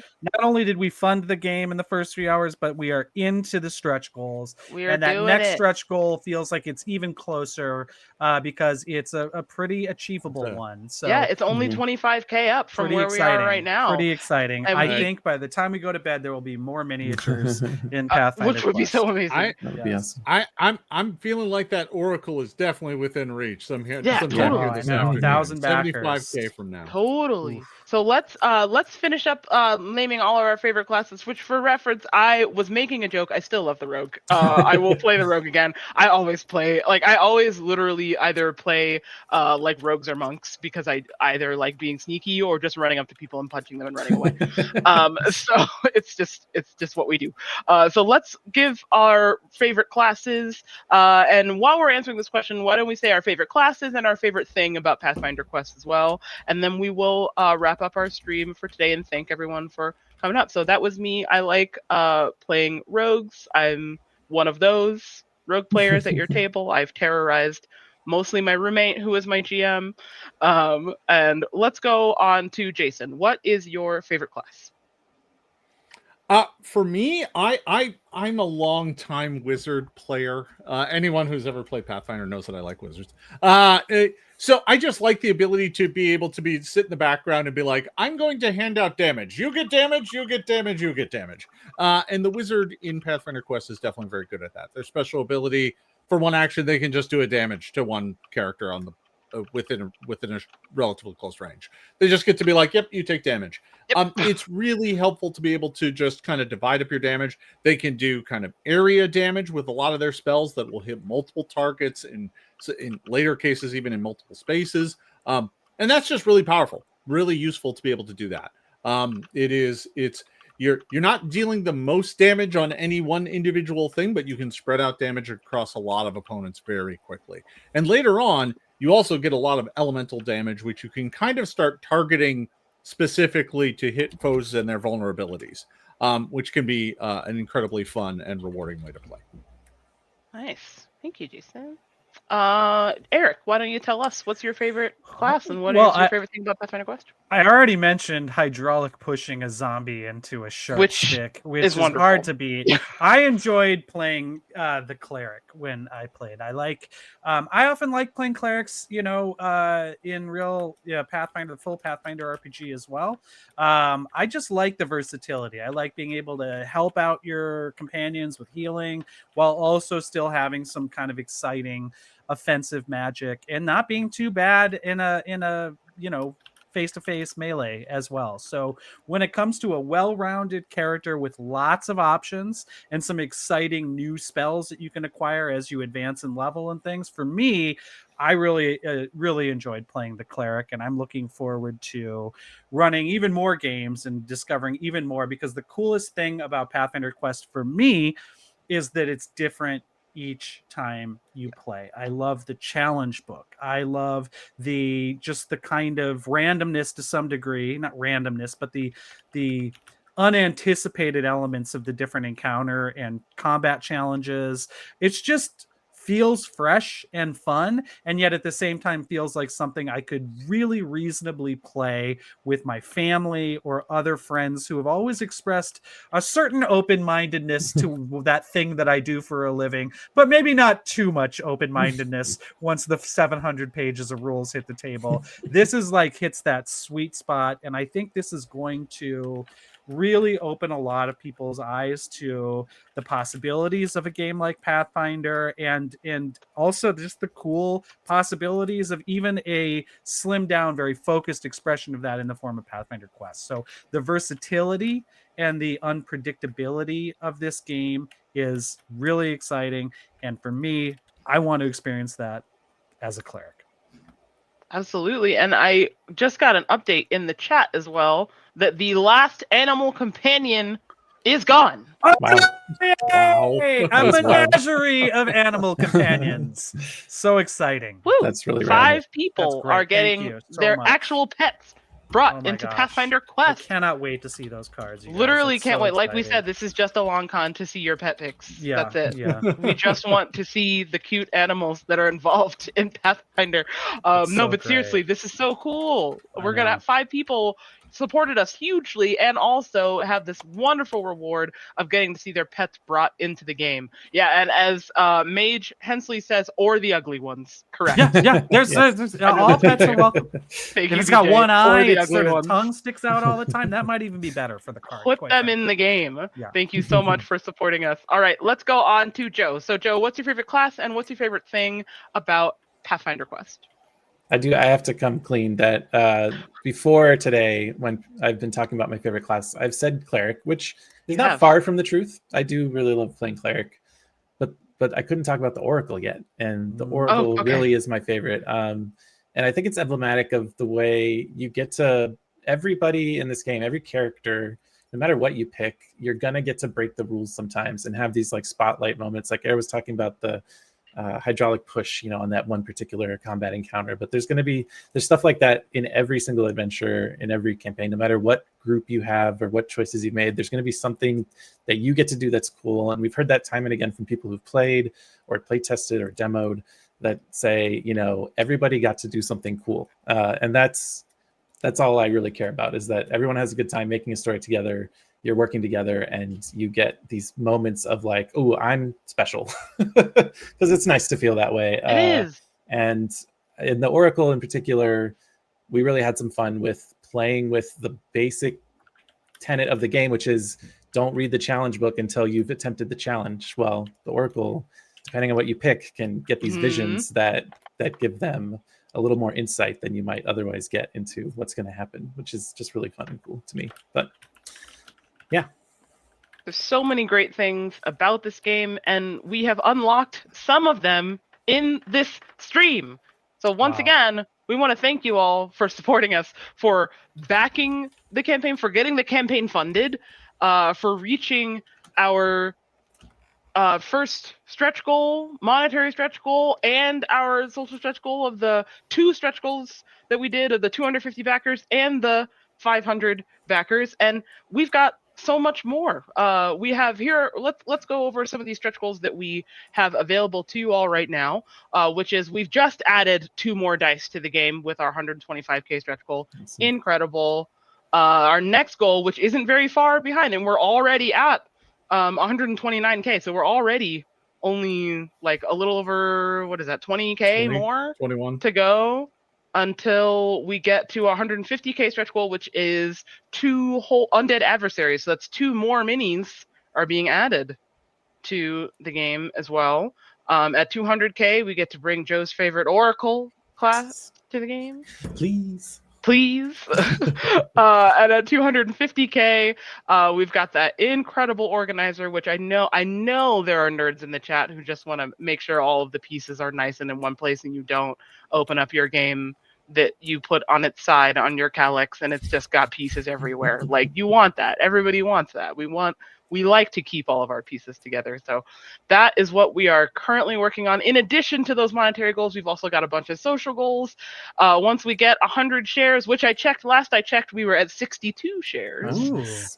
So once we get 100 shares, we will be able to give you all of that cool social swag, icons, and profile frames for your social media to tell all of your friends about how great Pathfinder Quest is. Once we get to 250 shares, we will be able to add digital wallpapers. And these are for every backer, right? Like, every backer just get, like, if 250 people who are not you share the post, then you then still get digital wallpapers. Or you could be one of the 250 and make sure all of the other backers get to that digital wallpapers. And who doesn't love more art, right? Share more art to everybody. That's what we want to do. The next social stretch goal also for backers is 1,000 backers, where we get to bring leshies. And leshies, listen, I saw someone in the chat who put, that was BJ, leshy. Yeah. Bring leshies to the game. You guys, leshies are incredible. We want leshies in the game.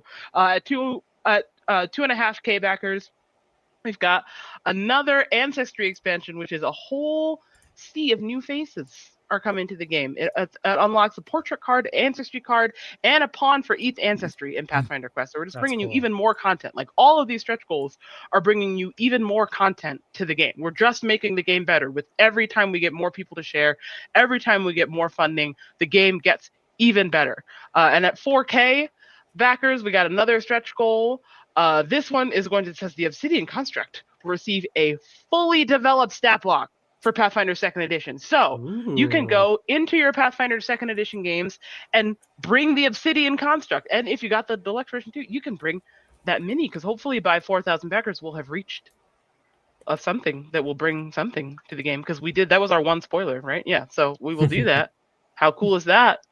That was totally incredible. You got even more minis that you can bring to your regular Pathfinder games and Pathfinder Quest. And finally, the final stretch goal of 6k backers, return to Falcon's Hollow again to kick it in the gut again, is where the Paizo's narrative team will remaster the 1st edition organized play adventure, Pallid Plague, which is set in Falcon's Hollow. So you get even more adventures.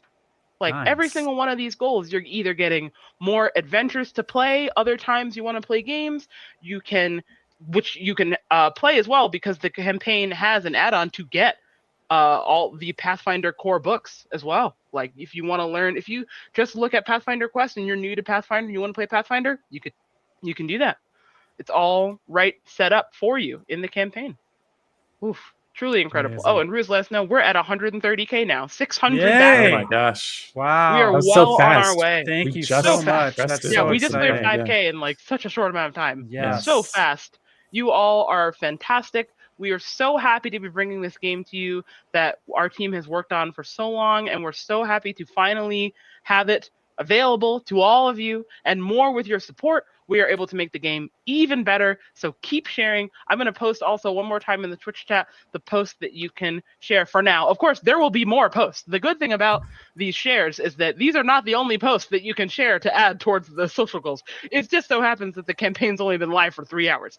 There will be more posts that we will be posting, and all of the shares from all of those posts will go towards the social shares stretch goals there. So do keep that in mind. I will make more content for you to share, which will then give you more opportunities for the social swag and the digital wallpapers.